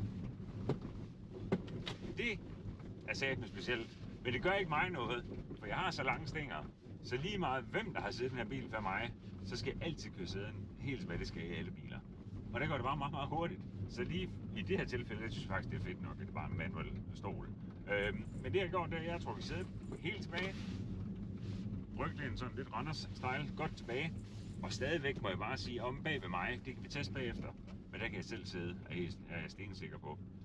Og man kan selvfølgelig sige, at det er der jo alle mulige forskellige væsentlige årsager til. Men et af elementerne er jo i høj grad, der er ligesom ikke nogen motor. Der er ikke noget, der fylder i den. Der er en motor, det ved jeg godt, men den på strøm. Den fylder ikke noget. Når man blinker til højre den her bil, så synes jeg faktisk, det er en fed detalje. Det er ifølge vores Kia-specialist Lauke, så er det normale feature, det er, at sidespejl, det kommer op herinde i instrumentbordet som kamera. Det fungerer helt sindssygt godt. Ja, så afbryder jeg lige mig selv. Så er det tid til månedens konkurrence. Du kan deltage i konkurrencen om at vinde en Yamaha PV50. Sådan en drømte jeg så meget om at få som barn. Da jeg selv fik børn, der drømte jeg om at få råd til at købe en til mine børn. Det lykkes egentlig aldrig noget af det. Men det kan være dig, der kan vinde en her hos os nu. Du skal gå ind på highandcars.dk, du skal købe noget merchandise, og så deltager du helt per automatik i konkurrencen om at vinde en PV50. Hvis du er member, altså medlem af vores Members Club, så dobler du dine vinderchancer. Hvis du sidder derude og er lidt i tvivl om, hvad en PV50 det sådan lige er, så gå ind på highandcars.dk, for der vil du læse meget mere om den, inden du får handlet merchandise. Held og lykke! Nå, jamen normalvis så vil jeg nok prøve lige ud på de her små landeveje og give den lidt gas, og det wow, nu fik jeg den lige kørt i eco-mode. Det er også et rigtig fejl. Over sport for mig. Så det er svært lige som rigtigt at få en forståelse af, hvor godt den kører det ud. Det er jo et tungt skur af sådan en bil her, det er alle elbiler, de vejer på mig til, fordi batteriet er mega tungt.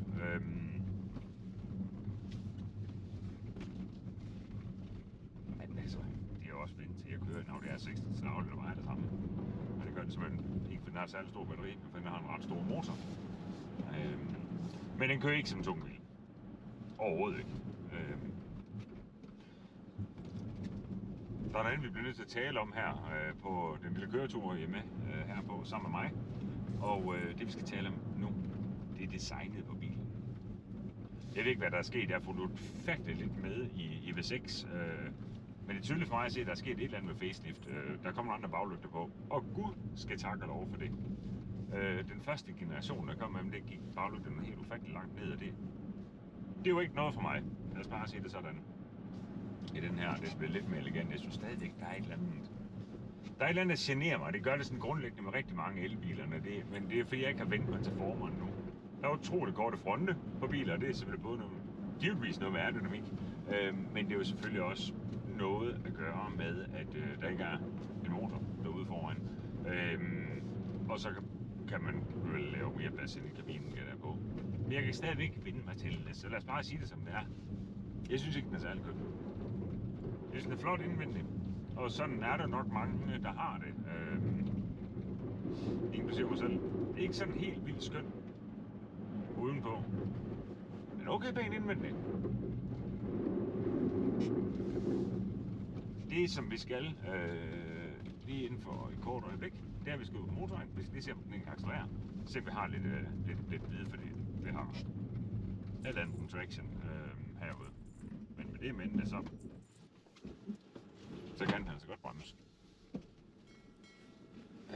Så prøv lige at stay tuned, kære venner.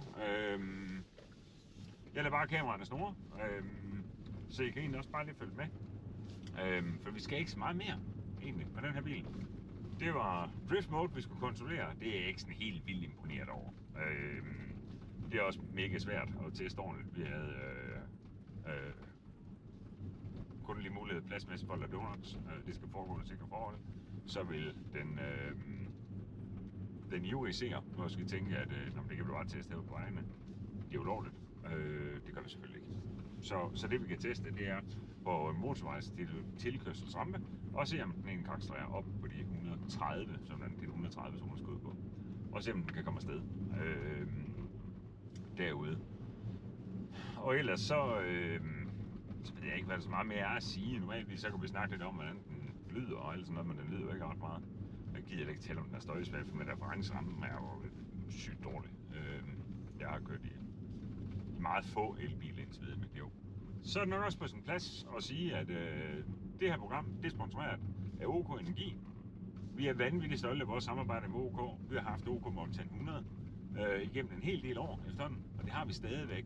Det er jo sådan, at der er faktisk rigtig mange fossile biler derude stadigvæk, og de skal altså have nok til 100.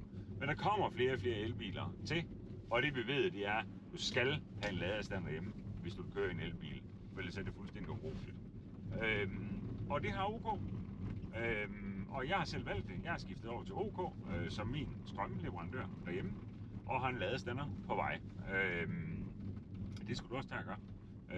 Prisen er top, servicen er top, og jo flere der gør det, jo nemmere er det for os at lave langt mere indhold til dig, som der er helt gratis at se. Vi har en rækkevidde tilbage på 178 km. Men igen, og det kan jo være, det kan vi lave alle mulige stress ud af, vi synes, at det er et kæmpe stort problem, men helt ærligt. Der er ikke nogen afgift på bilen, for fanden, altså 550.000. Det er vist bare at leve med det. Til at få en ladestander hjemme, så du lader op hver dag, sådan 100%. Så er den bare for kabeljuice hele natten, ikke? Så er den bare klar. Ready to go. Næste morgen. Så må du holde ind med en OK på vejen, for at lade dig mere strøm på en supercharger, hvis det er nødvendigt. Altså, for mig i hvert fald, man kan sige, den har jo samme effekt. Min Audi R6, den har 600 heste og 800 Nm. Den er faktisk 0,1 hurtigt fra 0 til 100. Min er 3,6, den er 3,5. 260 på toppen, men den her 305 med min er fuldstændig ligeglad med tophastighed. Jeg kommer aldrig til at bruge det alligevel. Gud ja. Det er svært for mig at blive ved med at finde sindssygt mange fede argumenter for at blæse så mange penge af hver eneste måned på en Audi R6'er. Det vil jeg fortsætte med, så længe som jeg på en eller anden vanvittig måde kan forsvare det overfor mig selv, en bank. Okay, så skal jeg nok stoppe nu. Nej, men faktum er bare, at at køre en Audi R6 C8, den kører 7,5 på literen over mit langtidssnit. Jeg har rigtig mange småture, og ellers er jeg meget motorvejskørsel. Jeg har aldrig stort set ikke noget landevejskørsel.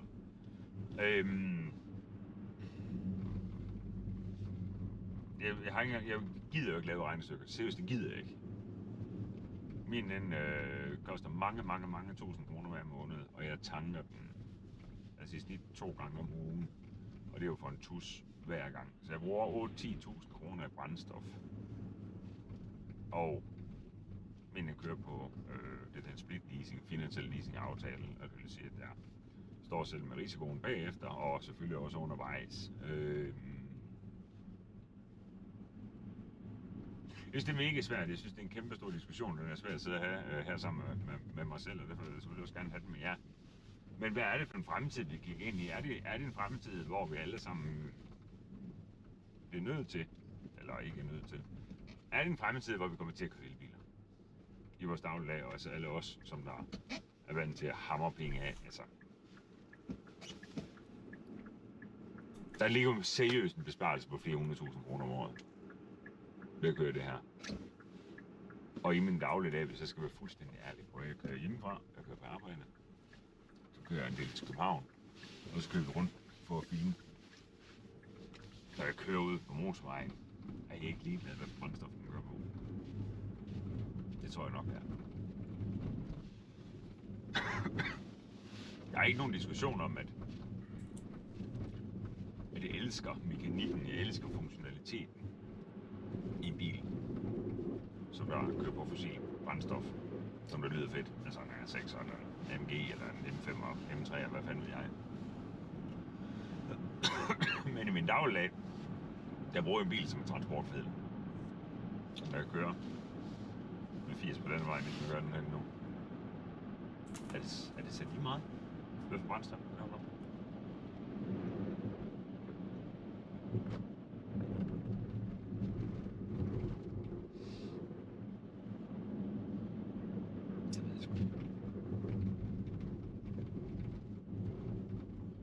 Der går nok lidt tid før overbevisen. Omvendt så er jeg også fuldt ud indforstået med, at jeg er meget privilegeret. Jeg lever af at vælge biler. Og lege med biler dagen lang.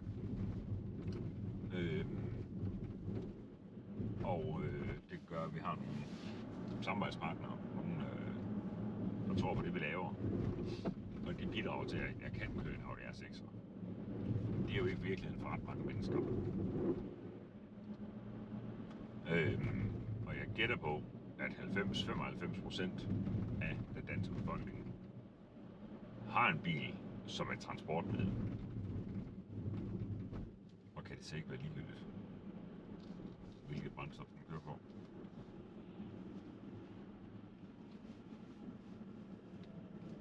Det er svært undersøge, jeg kan blive overbevist. Nu kan jeg for eksempel prøve at hugge ned i det her kryds.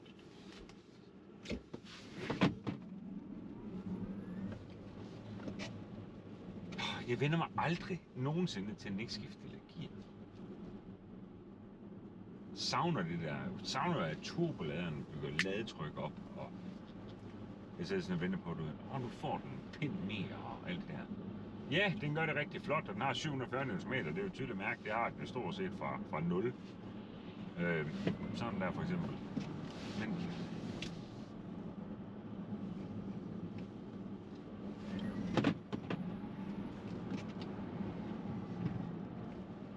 den er godt nok hurtig. Egentlig ikke sådan de der fra 0, som jeg oplevede derhenne.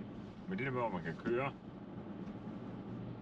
Altså det der med, man normalvis i en fossilbil, så hvis du hugger den af, så der vil kick down, eller du rammer det rigtige gear, hvis det er manuel gearkasse, alt det der, det skal vi ikke spekulere pisse meget på her. Ja, som I kan høre, så skændes jeg enormt meget med mig selv. Og jeg har også en tus i halsen. Jeg har sgu da vand. MG-vand.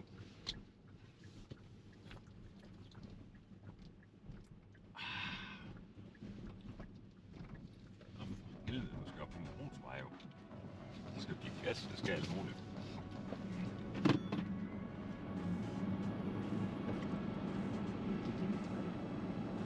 Shit, det har altså sygt helt op tilbage. Shit, det fungerer ikke helvede til mig. Den er også for mig.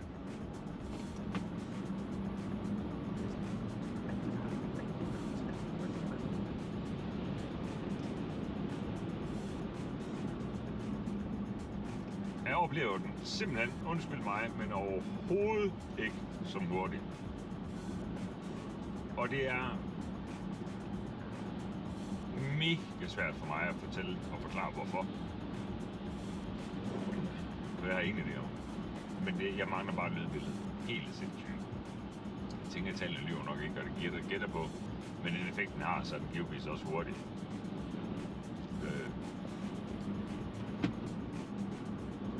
Op i fart, altså på 100 op efter. Det lyder godt nok ikke særlig fedt.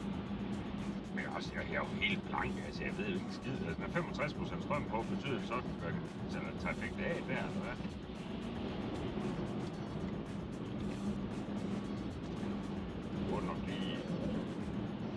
Burde nok lige spørge en specialist. Og det må vi finde ud af til næste afsnit. Der sidder helt sikkert nogen af jer derude, der ved alt om det her. Det gør jeg ikke. Så I må også bære over med mig. Jeg kan virke som over 100 Louise, men det er bare nyt for os at prøve at forstå de her hele steder. Og jeg kan så sige, at i det noget regnfulde vejr, vi har, eller det våde vejr, vi har, det vil ikke regne, men der virker det sådan rimelig overflødigt med det der med, at de tager kameraet frem, når jeg skal dreje, fordi at, det er stadigvæk ikke set stille. Nå, det hjælper da øvrigt på det, hvis man lige skal huske, nu ved jeg, at i års corona her, der har de fået noget skæld ud over manglende saltning og sneskovlskørsel. Men det hjælper da. Vi kører helt normalt op motorvejen nu. Det er første gang i en uge. Jeg tænker, det er godt, det er gode. Der er selvfølgelig også kun 0 grader nu. Det hjælper sgu nok lidt. Der bliver været en komifryse en uge siden.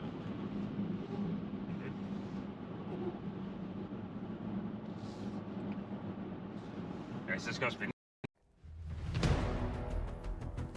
En almindelig, den yder 408 siden traktoren blev opfundet.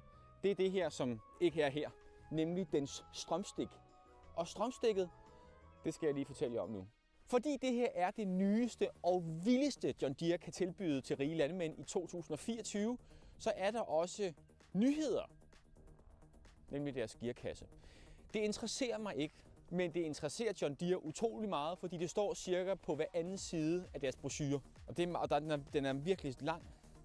Den har nemlig fået det, der hedder en elektromekanisk split path IVT-gearkasse, og det er det samme som en CVT-gearkasse, som sidder på alle Toyota'er og på alle Dr. Big scootere.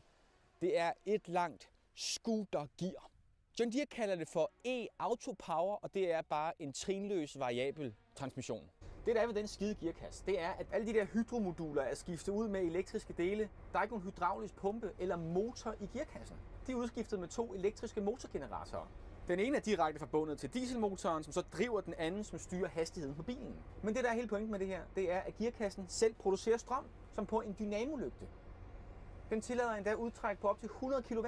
Så hvis dit hus løber tør for strøm, så kan du proppe den i traktoren, så kører den hele huset. Det er rigtigt. Og det her, det bliver en lille smule revolutionerende. Jeg ved, at landmænd går meget op i det, fordi det er helt nyt det her. Det er, at du kan putte strømmen på en trailer. Altså hvis du har sådan en gyllevogn med 6 hjul, så kan du købe en elektrisk gyllevogn, som trækker på baghjulene. Det vil sige, at den kan trække på 4 ud af de 6 hjul på grund af det der strømstik der. Det vil sige, at du behøver mindre kraft for at trække dit lort. Det er rent, det er lort, det er gylde. Fordi traileren selv trækker jævnfører strømmen på traktoren. Så du behøver ikke 400 heste, du bare har 20 heste, fordi traileren trækker lige så meget som traktoren. Forstår I, hvad jeg mener? Det er sgu da smart.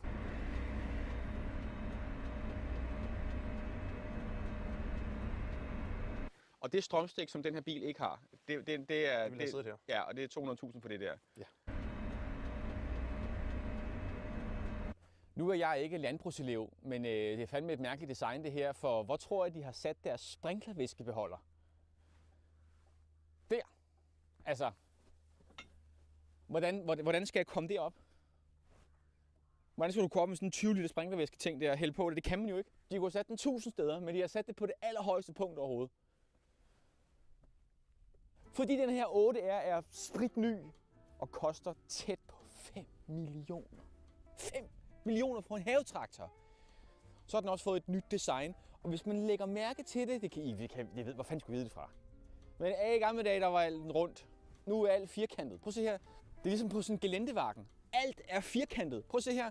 Din skærme her har sådan en firkantet ting over sig. Din skorsten her er firkantet. Din sidespejle, altså hundeører vil jeg nok kalde det, er firkantet. Det eneste, der ikke er firkantet, det her, det er dækkene. Taget er firkantet, lygterne er firkantet, indvendigt er alt firkantet, motorhjelmen er firkantet. Bilen her har 3 speedere. Den har den her. Så har den her. Og så har den her. De gør alle sammen det samme. Hvis du som landmand mangler et ben eller arm, så har John Deere gjort det nemmere for at komme op. Der er flere trin på den ene side, og endnu flere trin på den anden side. Man kan holde her og her og her, og den der også, hvis man gerne vil det. Alle kan komme ind, uanset benstørrelse. Nu skal vi lave en launch control. Den har en launch control funktion, tror jeg. Fuld smæk på den der. Om omdrejningerne 2140 nu. Shit, mand. I gear. Foden dybt på bremsen. Speederen i bund. Og go.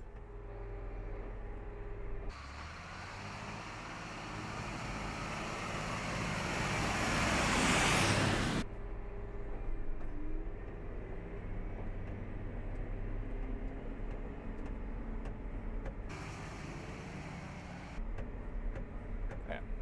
44,2 og kun kører 40. Den er ulovlig. Hvad fanden hopper den? Hvad er det der? I forhold til driftsøkonomi, så vil jeg sige, at den næsten er lige så vild som en Land Cruiser. Når den er rigtig presset, så kommer vi over 60 liter i timen. 60 liter i timen, okay, så den kan godt tømme det lidt hurtigt. Det kan vi godt. Så rigtigt. Der kan være 770 liter diesel inden den her. Det er omkring 10-11.000 kroner for at fylde den op. Hernede har du AdBlue, som er godt for miljøet. Yes.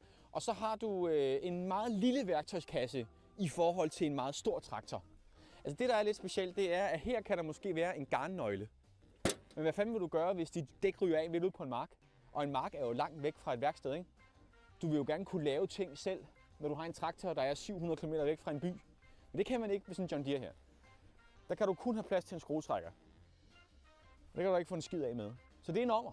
Det er en ommer. Og så skal jeg lige huske at sige, at hvis du er en virksomhed, der ønsker at få dit logo her, eller her, eller her, eller her, et eller andet, fordi vi er Danmarks største bilkanal, og vi har mange visninger og sådan noget der, så kan man gøre det nu. Du kan blive en af vores nye sponsorer, hvis du er interesseret i det, ved at trykke på det der link deroppe, eller der.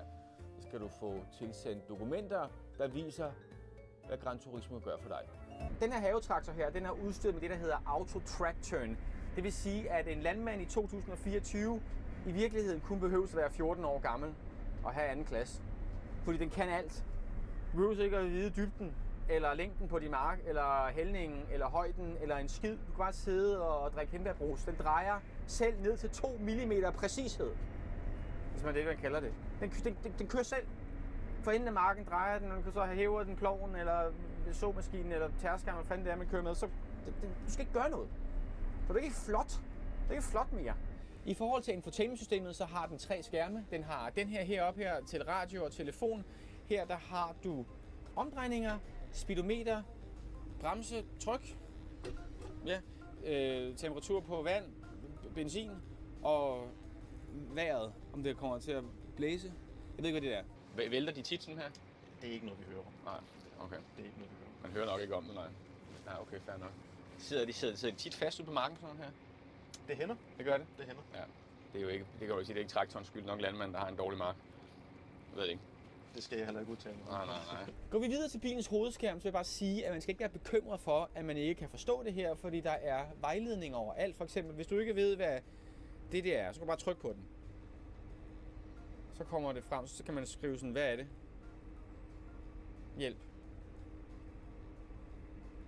Juster mængden af SCV-flow. Ja. Så forklarer den det hele der, ikke? Eller hvis man ikke ved, hvad den der er, så kan man lige læse om det der. Tryk lige på den der. Det er noget med gearkassen, hvor meget den skal køre i. Hvad fanden er det her? Hvor meget? Okay. Udover det, så er der mange andre menupunkter. Så kan du styre din varme her.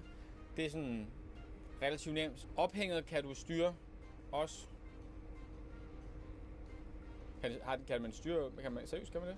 Ryger der en pære på den her bil her, så kan man gå ind i dens lygtefunktion og hurtigt finde ud af, hvad for en, der går i stykker, for den har et par stykker. Der er pærer alle steder. Den her, den kan lyse 60% bedre end de tidligere modeller og gøre nat til dag. Og det er fedt, hvis man leder efter en hjort i marken eller en eller anden indbrudstyv, så kan man lige tænde for lortet, så lyser det op. Det er desværre ikke lovligt at køre med på vejen. Jeg har gjort det et par gange, fordi jeg lige skulle finde en vej. Jeg har gjort det et par gange, hvis jeg skulle finde en vej, men altså, det blænder alle mennesker. Altså ikke bare dem foran, men det blænder også dem fra siden og dem bagfra der, så det er rimelig forbudt. Men altså, jeg ved ikke, hvor mange knapper den har. Ui, sat! Den er virkelig dårlig til at køre over bump. Hvis du er en meget rig landmand, som skal til Costa del Sol på ferie, så kan man bare slukke for hele traktoren her. Hovedafbryder, så står den ikke og bruger batteriet, mens du drikker vin og spiser grise. Den har strømstik alle steder, men der er ikke et eneste USB-C-stik. Det er USB-stik som i 1950. Hvad fanden er alt det her? Det er fint nok, de har det her, men hvor er mit USB-C-stik henne? Hvorfor er der så mange forskellige ting?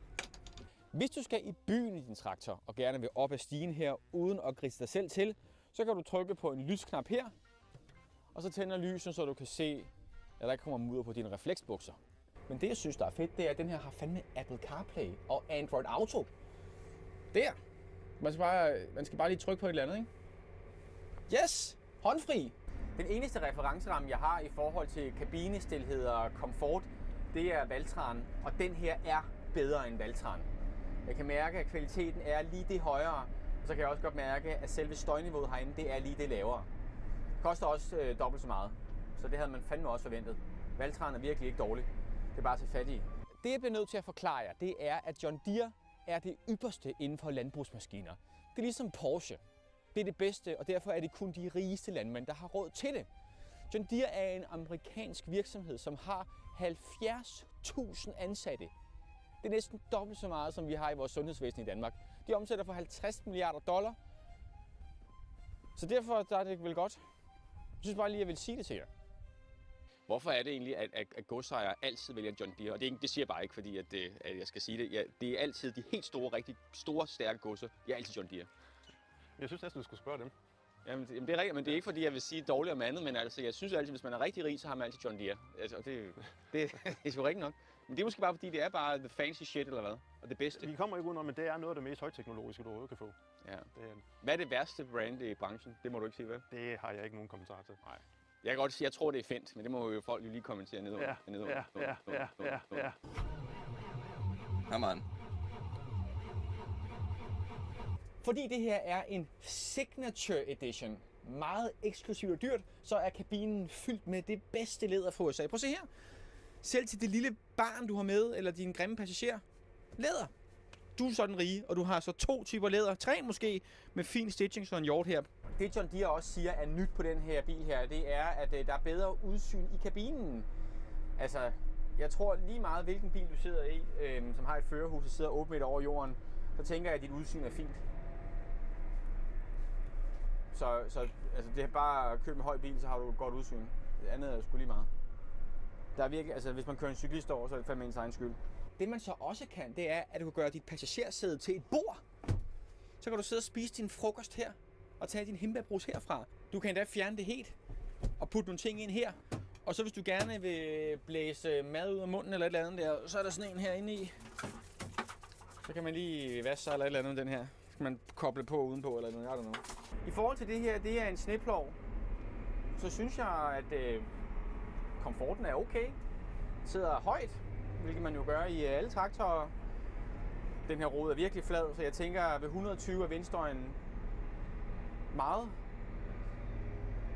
Men det, der ligesom rammer mig ret hurtigt, det er, når man bremser den her havetraktor her. Oh shit, ikke vælt. Når man så bremser den her havetraktor her, så er det der, at det lyder som om man er på landet. Altså mod Tølløse på vej hjem fra byen i en gammel HT-bus, ikke? Så får man den her lyd her. Hør.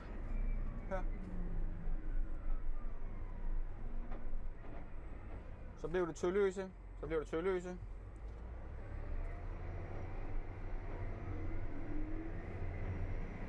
Så jeg er ked af at sige det, men det er lyden af Underdanmark. Det er nemlig lyden af offentlig transport. Jeg tænker, man kan være 12 år i Danmark og køre. Du må faktisk gerne køre den her også.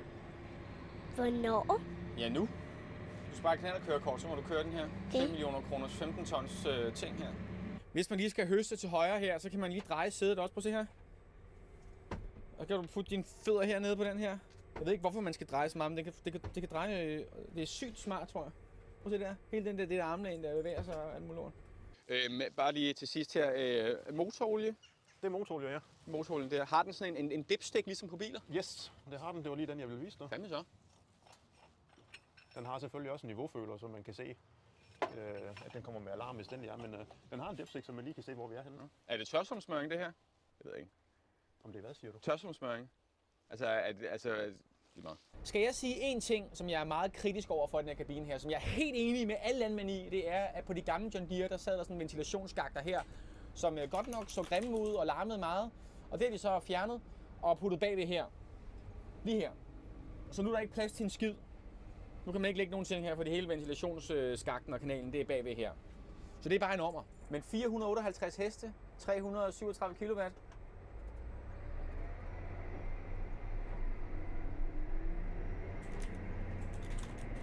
Altså, den er jo seriøst lige så hurtigt fra 0 til 40 som min havetraktor.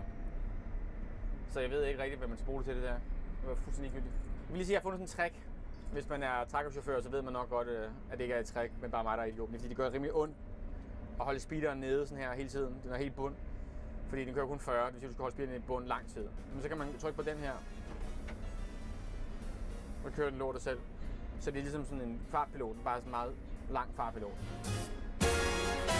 Jingle them bells and frolic, Oh, by gosh, some Stolly. Eggnog, gin and tonic make you...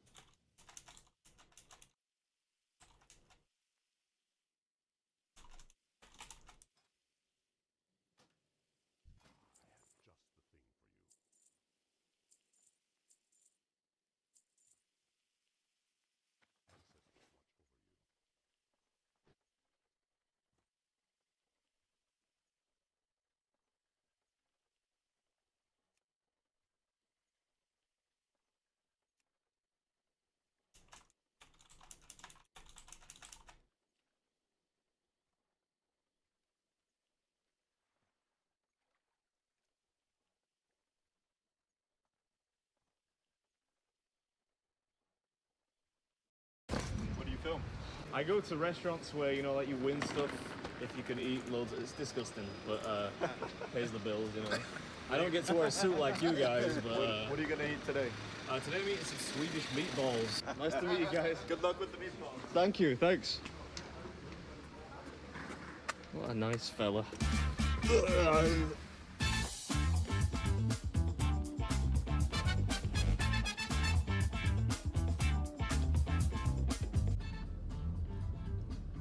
Yeah, this could be the funkiest intro tune yet. I'm gonna turn it down though, or off, because I'm parking up soon. You ever do that? Turn the music down so you can see better? Just me? It doesn't make much sense, does it? Alright, we're at a place called Haston's Grill and Rockers Pub today.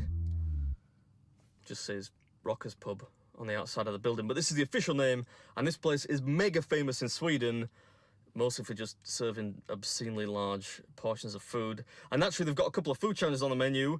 There's a burger challenge, some kind of steak challenge with a big machete on top, some kind of big platter challenge thingy. But since we're in Sweden, I'm having a bash at their meatballs challenge. Yeah. Looking forward to this one. Never done a meatball challenge before. Is a button necessary for that? I feel like you could just do that with your hand, no? Oof, it's bright today. This is it, Rockers Pub. Is that like an Arnold Schwarzenegger themed meal? Arnold Cheeseinator. Come on! Hi, I messaged on Facebook about doing It was with me. Yeah? I'm Derek. Nice to meet you, man. Haston's Grill and Rockers Pub. Rockers Pub, yeah. You guys are like famous throughout Sweden as far as I can Yeah, in Sweden we are see. really famous because we are the only challenge restaurant in Sweden. I was thinking I would do the meatballs one, right? You have like a meatballs. Super Swedish Big Bang, black and short. That sounds good, yeah. Because we're in Sweden, right? I don't want to do it.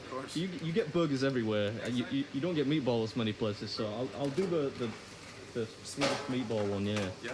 God damn it! You think they've got enough alcohol? I love the Rock and Roll Hall of Fame thing they got going on up here. I feel like Elvis is taking up a lot of real estate though.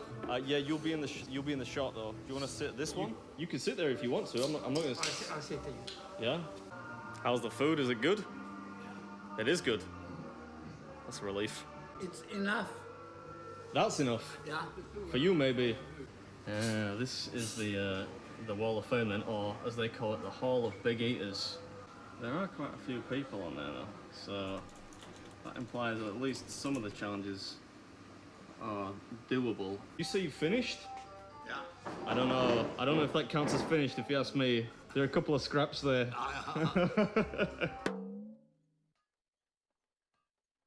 The thing about mashed potatoes, it's pretty dense, so it doesn't look that big, but it's like a kilo of mash, 1.5 kilos of meatballs, and then you got like the sauce as well, so who knows.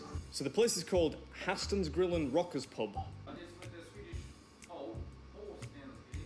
Horstens Grillen. That was good? I'm taking on the, it's got some daft name. What's the name of this thing? Swedish Big Bang Blaster Asteroids. Blaster Asteroids. The record holder for succeeding, but the longest time trying is 7 hours and 50 minutes. Somebody tried for 7 hours. 7 hours and 50 minutes, yeah. They were sat here. But he succeeded, and he was so happy to get the medal. Wait, he spent 7 hours eating? The quickest one was 14 minutes, they did that one. 14 minutes? 14 minutes, yeah. Alright, see what we can do here. See what we can do. Meatballs, mashed potato, and this was, what was this again? Lingonberry. Right, okay, in that case. Let's take the flag out first.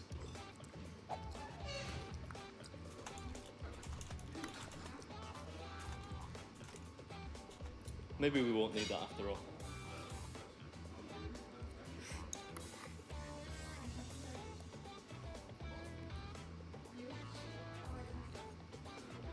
Oh.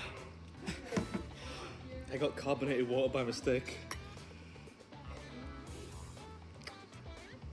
The mash is good. Mrs. Beard would love this. It's creamy, it's not really chunky. It's almost like a spread.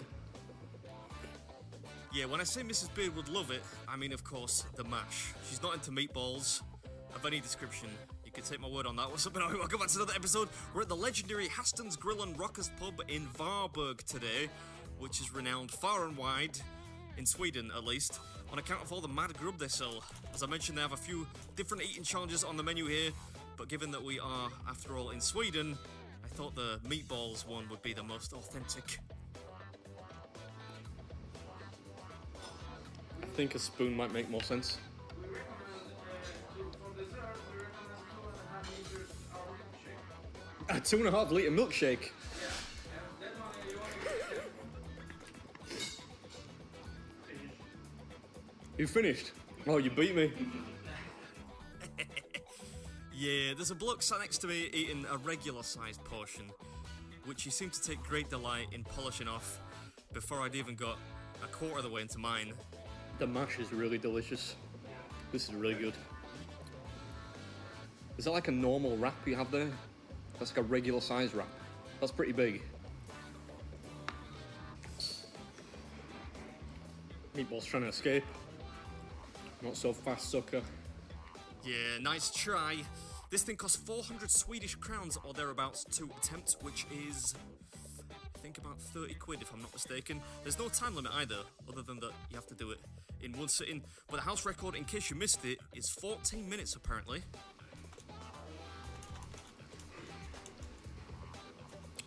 You starting to feel full? You made a sound then that made it sound like you were full. Yeah. Yeah, you might be able to tell. There are two blokes sat next to me enjoying a spot of lunch, and the one who's just out of shot ordered their big monster wrap, which isn't one of their challenges. It's just a 2.5 pound kebab wrap thingy. But halfway through, and I think he's hitting the wall, quite audibly in fact, which tickled the old ribs a bit. Meanwhile, I'm actually doing alright, despite this being the second biggest one on the menu, I think. It's going down quite the treat.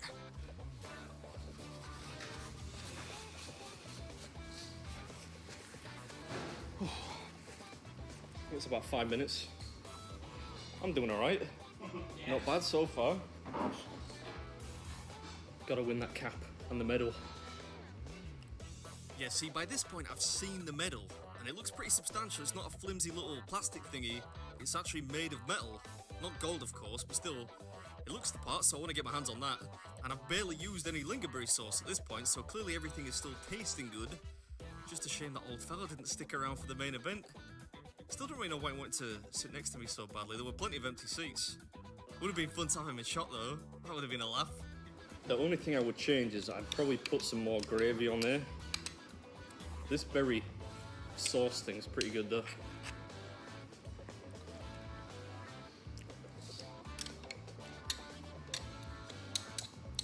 I never knew you were supposed to eat meatballs with like a sweet berry dip. Is that a Swedish thing? Yeah? Tastes good. Stop messing around now. Let's get it done under 14 minutes. Well, I mean, there's plenty of time left. I'm making light work of this one for a change. No huffing and puffing. It's going down nice and easy. I think partly it's the novelty of doing something which is neither burger nor breakfast. I've never done meatballs before.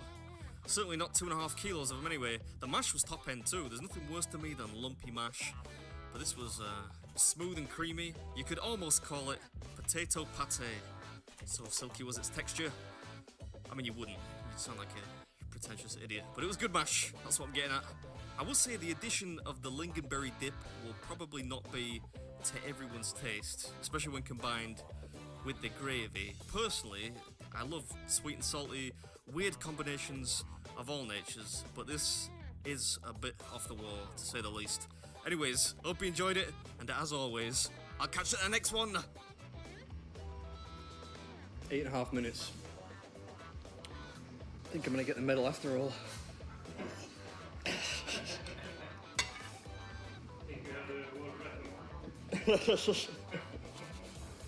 Plenty of time for a wipe down. Whew. Almost there. It's basically like eating meatballs, mashed potato, gravy and jam. But it's actually much better than that sounds. Do you swear? Just over 10 minutes, I think. Alright, this is Beer Meets Food, and that was the giant Swedish meatballs and mash challenge.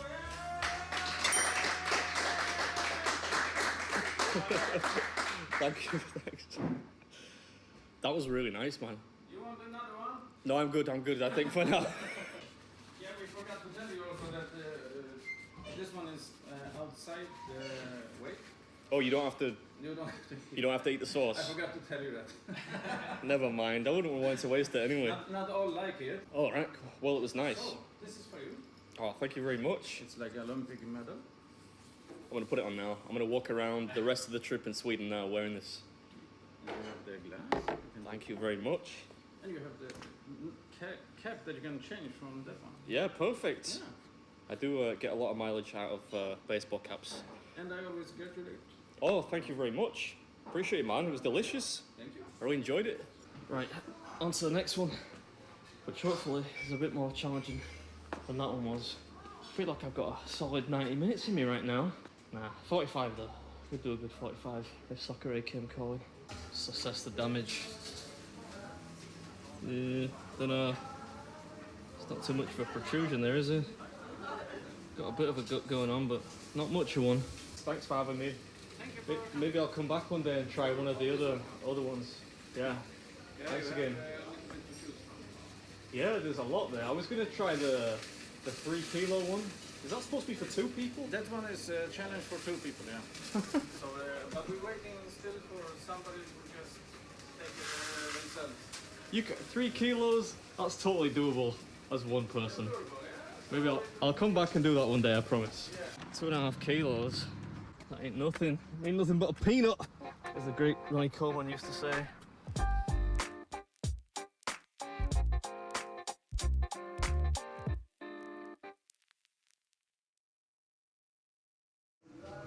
I hope the food comes out while he's sat down though, that'd be kind of fun. Have somebody just next to me while I'm eating. I don't even let Mrs. Beard sit next to me usually.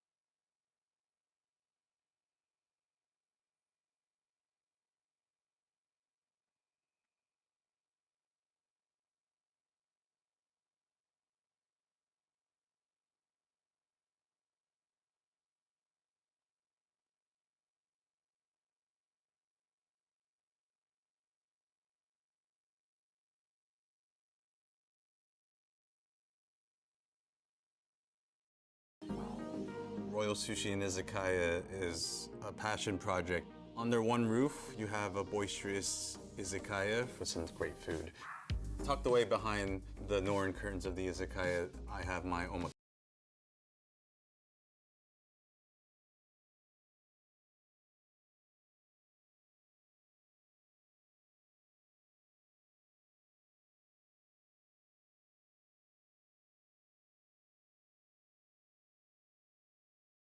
And we were just passing by. She was like, "Oh my God, nice to see you. Better Now is fucking amazing." Better Now is so insane. I'm so jealous of Thank that you so song.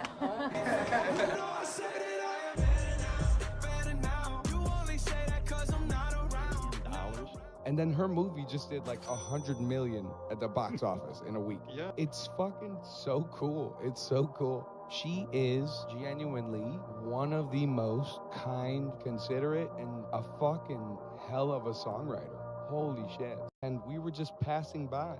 She was like, "Oh my God, nice to see you. Better Now is fucking amazing." Better Now is so insane. I'm so jealous of Thank that you so song.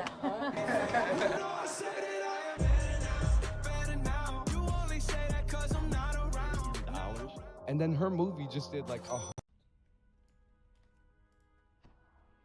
way, Buckets in the lair! Finally, we got one! And there it is! Yes! Yes! Yeah! Woo! Woo! Woo! Alright, dude, let's go! No way, Buckets in the lair! Finally, we got one! And there it is! Yes! Yes! Yeah! Woo! Woo! Because it's a rule. The rules of perception. If they're black, then it's a gang. If they're Italian, it's a mob. But if they're Jewish, it's a coincidence, and you should never speak about it. Well, I've been to Hollywood. I don't want y'all to get mad at me. I'm just telling you. I've been to Hollywood. This was just what I saw. It's a lot of Jews. Like a lot. But that didn't mean anything. My first Netflix special, what did I say? I said, I don't want a sneaker deal, because the minute I say something that makes those people mad, they're going to take my sneakers away. And the whole crowd was like, ha, ha, ha, ha. And now you see Kanye walking around L.A. barefoot with his chain out. This guy lost $1.5 billion in a day. It shouldn't be this scary to talk about anything. I love you to death. I thank you for your support. I hope they don't take anything away from me. Whoever they are. Because it's a rule. The rules of perception. If they're black, then it's a gang. If they're Italian, it's a mob. But if they're Jewish, it's a coincidence, and you should never speak about it. Well, I've been to Hollywood. I don't want y'all to get mad at me. I'm just telling you. I've been to Hollywood. This was just what I saw. It's a lot of Jews. Like a lot. But that didn't mean anything. My first Netflix special, what did I say? I said, where did I get kids from? How many kids do you got? I got one kid. So none of these are yours? Wait, what? What? Hmm?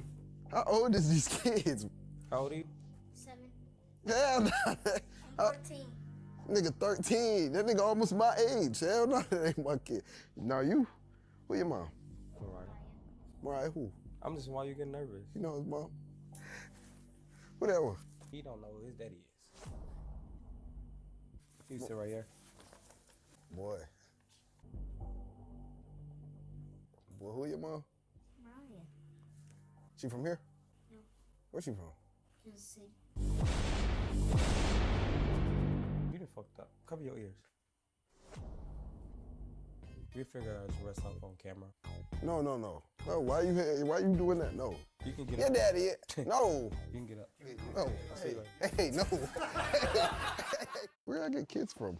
This is a red hot day, first day, and there's a kid with black gloves on. Who's that with gloves on? The guy said, you don't want to know him, Gaffer. I said, what do you mean? He says, that's Tarab, he says, he's a Moroccan. He's from Tottenham, he said. He'll get you the sack. I'm watching this kid. Wow, I've never seen no like. Some of his ability. But what he were doing, he were getting the ball off centre half, nutmegging somebody, losing it, and they were scoring. But as a manager, you get gut feelings. I just liked him. So I pulls him over after, on the pitch. So I says to him, we play West Brom. I'm going to play you. Do you understand? And if you're shite, I'm going to play you the next game. And if you're shite, I'm going to play you the next game. Do you understand? I said, because you are going to save us. So then I got all the other lads without him. And I said to the lads, right, anybody gives him the ball in our half, it's a 50 quid fine. This is a red hot day, first day, and there's a kid with black gloves on. Who's that with gloves on? The guy said, you don't want to know him, Gaffer. I said, what do you mean? He says, that's Tarab, he says, he's a Moroccan. He's from Tottenham, he said. he'll get you the sack. I'm watching this kid. Wow, I've never seen no like. Some of his ability. But what he was doing, he was... Hey, Do you guys?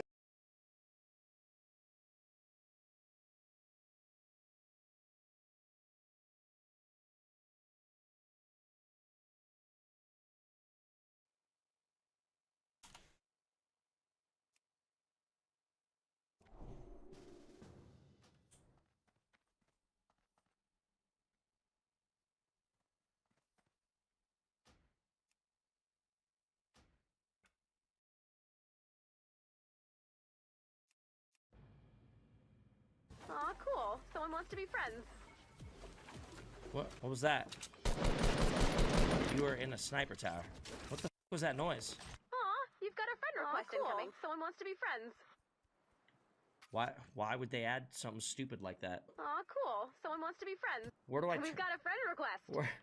Where do I turn the epic games? Why do you guys update the stupidest things on the planet? You've got a friend request incoming. Oh man, you know what'd be really cool? We've got a friend request. Friend request incoming. We've got a friend request incoming. Friend request incoming. Someone wants to be friends. You gotta be kidding me with this.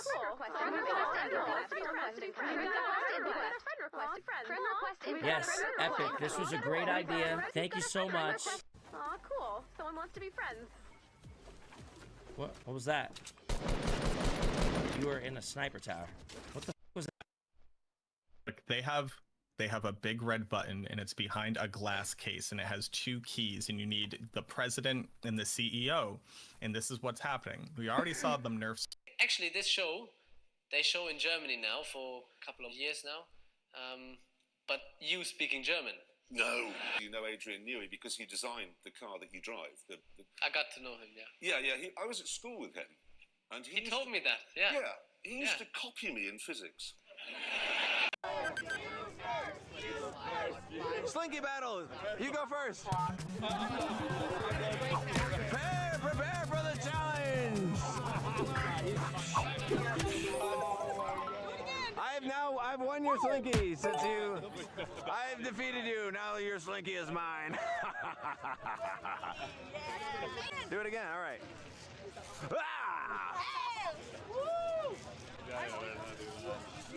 Hold your hand out like this. Are you ready? I like your face. You do it.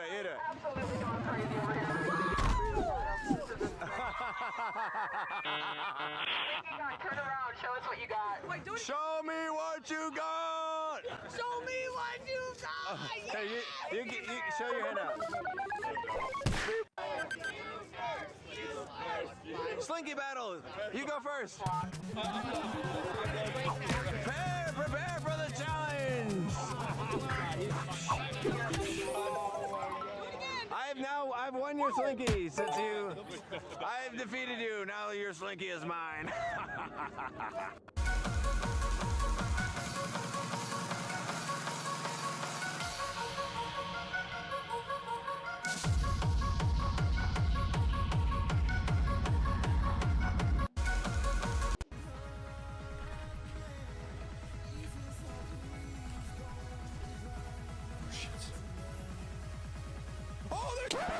Yep, that's me. You're probably wondering how I ended up in this situation. There's Alliance here! Oh shit! Oh no, help! Oh god!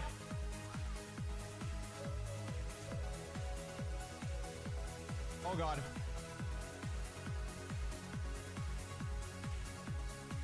Oh, this is not a good idea. Oh my god, I need to get the fuck out of here. Bruh. Oh no.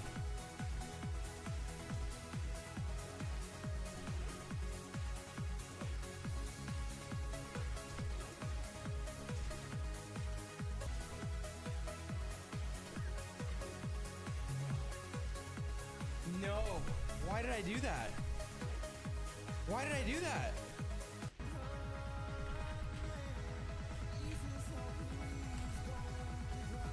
Oh shit.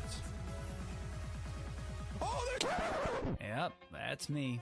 My bedroom door, my conscience burning, my eyes are too cuddled up with heart condemned. I should love you, and I swear I do. My bedroom door. recommandant.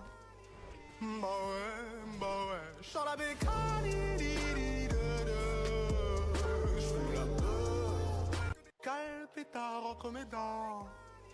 Bah ouais, j'suis la bécane, j'fous la peur. Quel pétard recommandant. Bah ouais, j'suis la bécane, j'fous la peur. Quel pétard. It's the Rock 1 preset.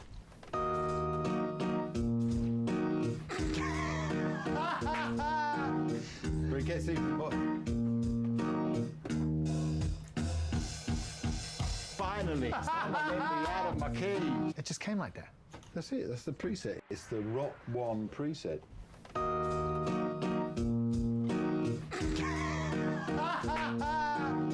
But it gets even more. Finally, someone let me out of my cage. It just came like that. That's it, that's the preset. It's the Rock 1 preset. This move's kind of scary. You're great. So this is called Monk. Okay. So we're gonna do a pop that kind of like goes to this. So you're gonna stand on my feet and then trust fall backwards. I'm gonna stand on your feet. And then trust fall backwards and land in that position. Down, up. Oh! Like that. Okay. Yeah. 1, 2, down, up. Oh shit. 1, 2, down, up. Oh, that was it. Yeah, that was nice. 1, 2, down, up. Yeah, that was good. I think. Yeah. Alright, cool. Respect is earned, ladies. And here's the thing. We gave you guys the respect earlier with explaining our points, and then you guys didn't want to accept it, refused to accept it. But that doesn't mean you have to then call us stupid or bitch or retard. Hold on. I never called you bitch. But what I am saying is that if you say stupid shit after a period of time, we've been talking for a few hours now, and you've proven yourself through a multitude of different examples to be stupid, I'm gonna say, damn, you probably are stupid. And I'm gonna say, damn, you're fucking. New year, new throat goat. Let me know when you're ready. Chill, bro. Have some respect. Hello. Yeah, it's a second day out there, motherfucker. You talk about new year, new throat goat. What do you mean by that? What's up? I'd rather be the guy, go out to eat, get to know you a little bit more. Why are you lying? You got me! I'm lying! I'll be ready by 3 a.m. Alright, then. I'm lying. Hey, look though, chat. New me. Hold on. Let me stand on business real quick, chat. No. I gotta clarify that because people think I'm coming at 3 a.m., chat. Hold on. Stand on business. Because our ass back. Yo. Unfortunately, I can't do 3 a.m. Okay, so what you want to do? You gonna take me out? Nobu, type shit. You can suck my after? Absolutely not. Where's your morals? I'm standing on business. Yeah, I'm so real. Yo, nerf him. New year, new throat goat. Let me know when you're ready. Chill, bro. Have some respect. Hello. I met a guy in the street. He had a clip about why rich people have too much money. That has 17 million views. And so someone on our team was like, that worked really well. We should go interview him. So one person on the team found him somehow, set up the meeting, called him, got production, like all the background story, wrote the questions out that they think we're gonna do well. And then I'm flying out tomorrow morning to meet him in Rhode Island. And so I have the scripts of all the different questions that we're gonna ask, and I'll review it with our producer. But that is the level of like, found the person, we know his content's already kind of tested. It's not like we think it works, it worked. And now we're gonna create a long-form interview of him, and then maybe we'll go solo. I met a guy in the street. He had a clip about why rich people have too much money. That has 17 million views. And so someone on our team was like, that worked really well. We should go interview him. And so one person on the team found it. When I'm away from you, I miss your touch. No reason I believe in love. It's been difficult for me to trust. And I'm afraid that I'ma fuck it up. Ain't no way that I can leave you dirty. 'Cause I don't remember the words, and that's crazy. 'Cause you know that I did it without you. So baby, hey,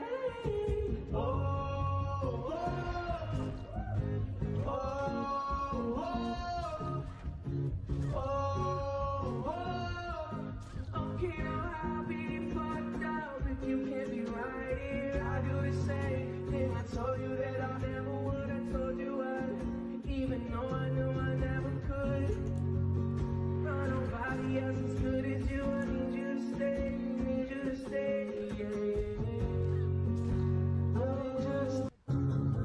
When I'm away from you, I miss your time. It brings me no. Ooh, here we go.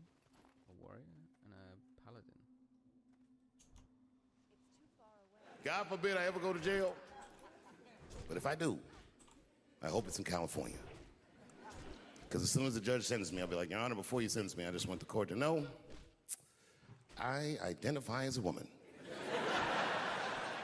Send me to women's jail. And as soon as I get in there, you know what I'm gonna be doing? Give me a fruit cocktail, bitch, before I knock your motherfucking teeth out. I'm a girl just like you, bitch. Come over here and suck this girl dick I got. Don't make me explain myself. I'm a girl. God forbid I ever go to jail. But if I do, I hope it's in California. Because as soon as the judge sentenced me, I'll be like, Your Honor, before you sentence me, I just want the court to know I identify as a woman. Send me to women's jail. And as soon as I get in there, you know what I'm gonna be doing? Give me a fruit cocktail, bitch, before I knock your motherfucking teeth out. I'm a girl just like you, bitch. Come over here and suck this girl dick I got. Don't make me explain myself. I'm a girl. God forbid I ever go to jail. But if I do, I hope it's in California. Because as soon as the judge sentenced me, I'll be like, Your Honor, before you sentence me, I just want the court to know I identify as a woman. Send me to women's jail. And as soon as I get in there, you know what I'm gonna be doing? Give me a fruit cocktail, bitch, before I knock your motherfucking teeth out. I'm a girl just like you, bitch. Come over here and suck this girl dick I got. Don't make me explain. Up, down, left, right, cheat code that nigga, Shout out boy. to Juice. That kid was so talented. His freestyle he did on Westwood, where he rapped for an hour. Like, what the fuck?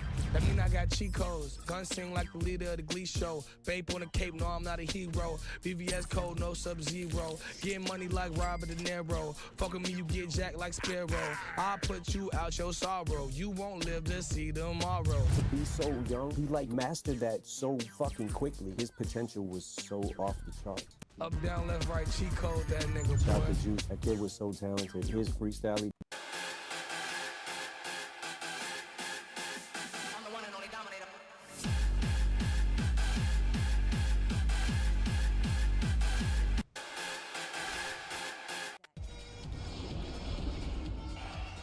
Holy sh**.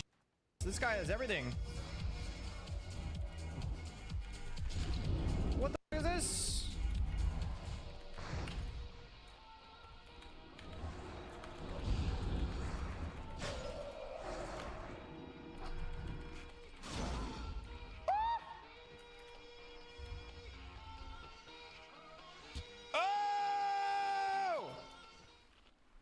Hvor jeg tror, de fleste danskere ryster på hovedet. Plastiksugerør, som er blevet forbudt, samtidig med, at der er plastik overalt. Hvorfor så tage noget, hvor der virkelig generer folk? Altså at lave de der åndssvage papsugerør. Det er sådan noget, kun Europaparlamentet kan finde på. Barselsregler. Hvorfor skal EU så bestemme, hvordan det skal fordeles? Hvorfor kan familien ikke selv få lov til det? Det er vel det, man kan kalde lidt for EU-modstander. Det er helt klart. Jeg synes, at EU bestemmer alt for meget. Hvor jeg tror, de fleste danskere ryster på hovedet. Plastiksugerør. This guy is about to swing at a golf ball, but not in the way you would expect. His name is Snappy Gilmore, and he's known for his one-handed golf swings. He started swinging with one hand because it felt more comfortable when he was just hanging out with his friends at a golf range.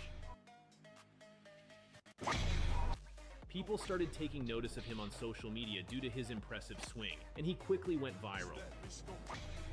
He was even invited by the PGA Tour to share his technique with the PGA pros. This guy is about to swing at a golf ball, but not in the way you would expect. Oh my god, it's a whole ass dad. Try not to laugh challenge. Can you handle it? Probably not, but let's go. Let's do it. I'm going to show you some children's books that I wrote. You're going to pick one. I'm going to read it to you. The whole process takes 2 minutes. You ready? Yes. Here are your options.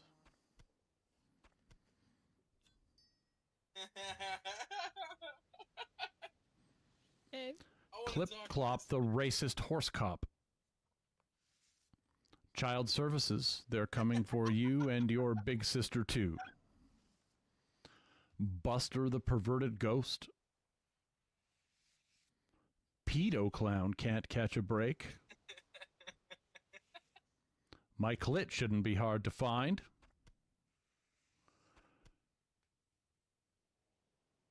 or Becky the throat goat? Let's do the clown. Oh my god, it's a whole ass dad. Try not to laugh challenge. Can you handle it? Hidden Folks. This game has 97% positive reviews out of 6,967 reviews. About 1 in 30 people leaves a review on Steam. About 1 in 30. This game is $15. Let's say they all bought it at the maximum price, which they didn't, right? There's going to be a lot of people buying it in different things, and then Steam takes 30%. This game, at its maximum, made $2.2 million. So anybody that's like, oh, I can't make a tiny, fun little game that's charming, yes, you can. And it can be financially viable.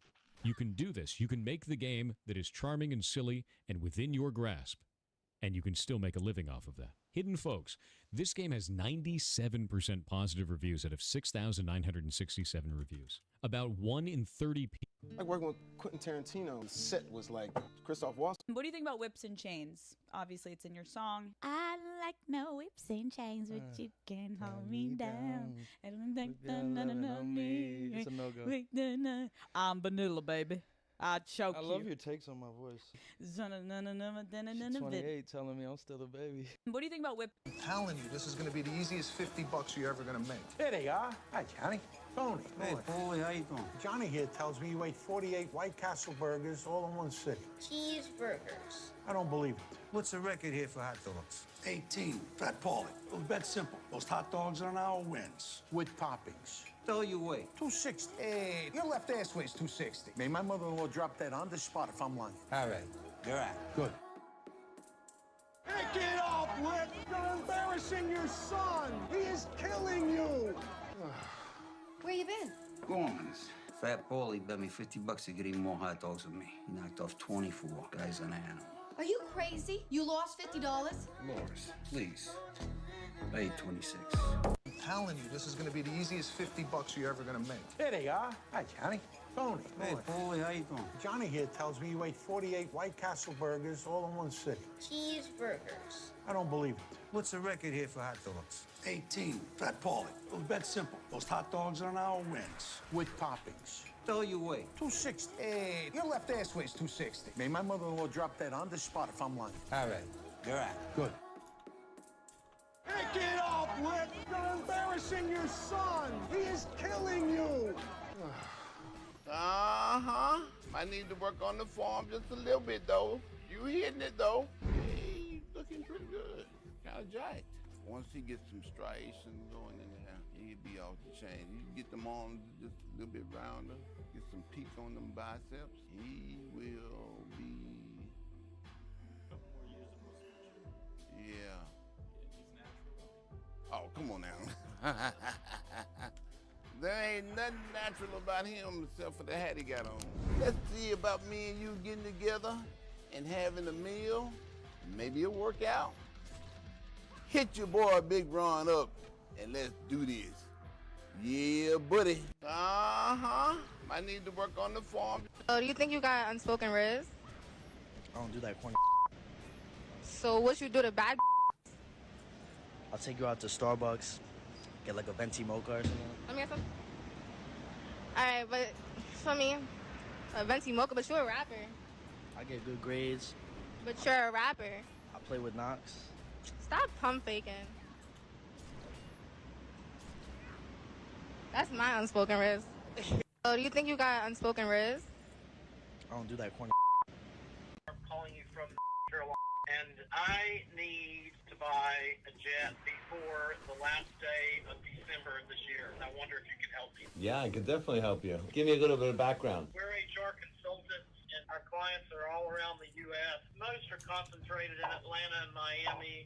I've got a jet right now, and I've got a... Put down. That was my bad. That part's hard. We got this. Nope. Down. Nope. Damn it. Shake it off. Nope. Down. Yeah. Just because it... Shit. Doesn't that feel faster? Something got caught. Okay, ready?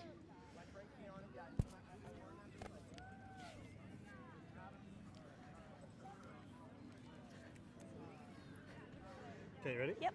Okay. 1, 2, down, up. I think that was good. That was good. Yeah, let's look it out. Good job. Down. That was my bad. That part's hard. We got this. Nope. Down. Nope. Damn it. Shake it off. Nope. So you don't think she ever loved you? I don't think she ever loved me. Because if she did, it wouldn't be that easy to leave. So you don't think she ever loved you? I don't think she ever loved me. Because if she did, it wouldn't be that easy to leave. Look, okay, first I went on Facebook. I typed my name in. They were like, you cannot use celebrity names. I was like, word? So then I see a fake Dave Chappelle on Facebook. I go on Twitter, and it's the same thing. It's like, oh, it's a fake Dave Chappelle. My name, my picture, was not me. No. So I stopped following the guy. And it turned out, Jimmy, the guy was like hilarious. Girls were tweeting him all these sexy messages. I'm like, dang, who is this guy? And then, like a week or two into it, he just turns evil and starts like a whole Twitter beef with this guy, Cat Williams. You know Cat? Absolutely. Cat Williams starts saying things to this fake Dave Chappelle that's hurting the real Dave Chappelle's feelings. You know, I go to the comedy show, I go over to Cat, and I'm like, yo, Cat, man, you know, I gotta talk to you. I don't have a Twitter page. And he's like, so what, Dave Chappelle? I don't have a Twitter page either. Look, okay, first I went on Facebook. I typed my name in. They were like, you cannot use celebrity names. I was like, word?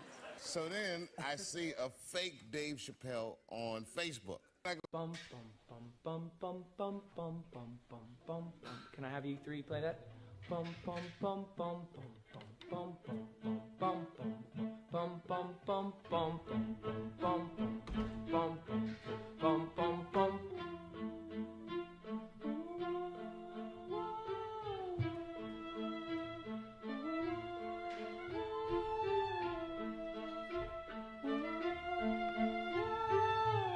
Yeah, that's great. Stay there. Just find that pocket.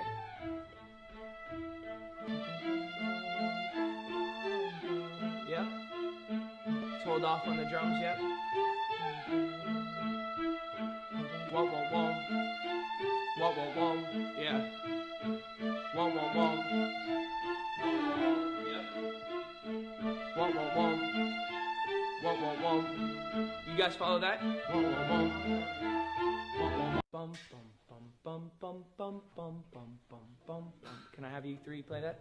Bum, bum, bum, bum, bum, bum, bum, bum, bum, bum, bum, bum, bum, bum, bum, bum, bum.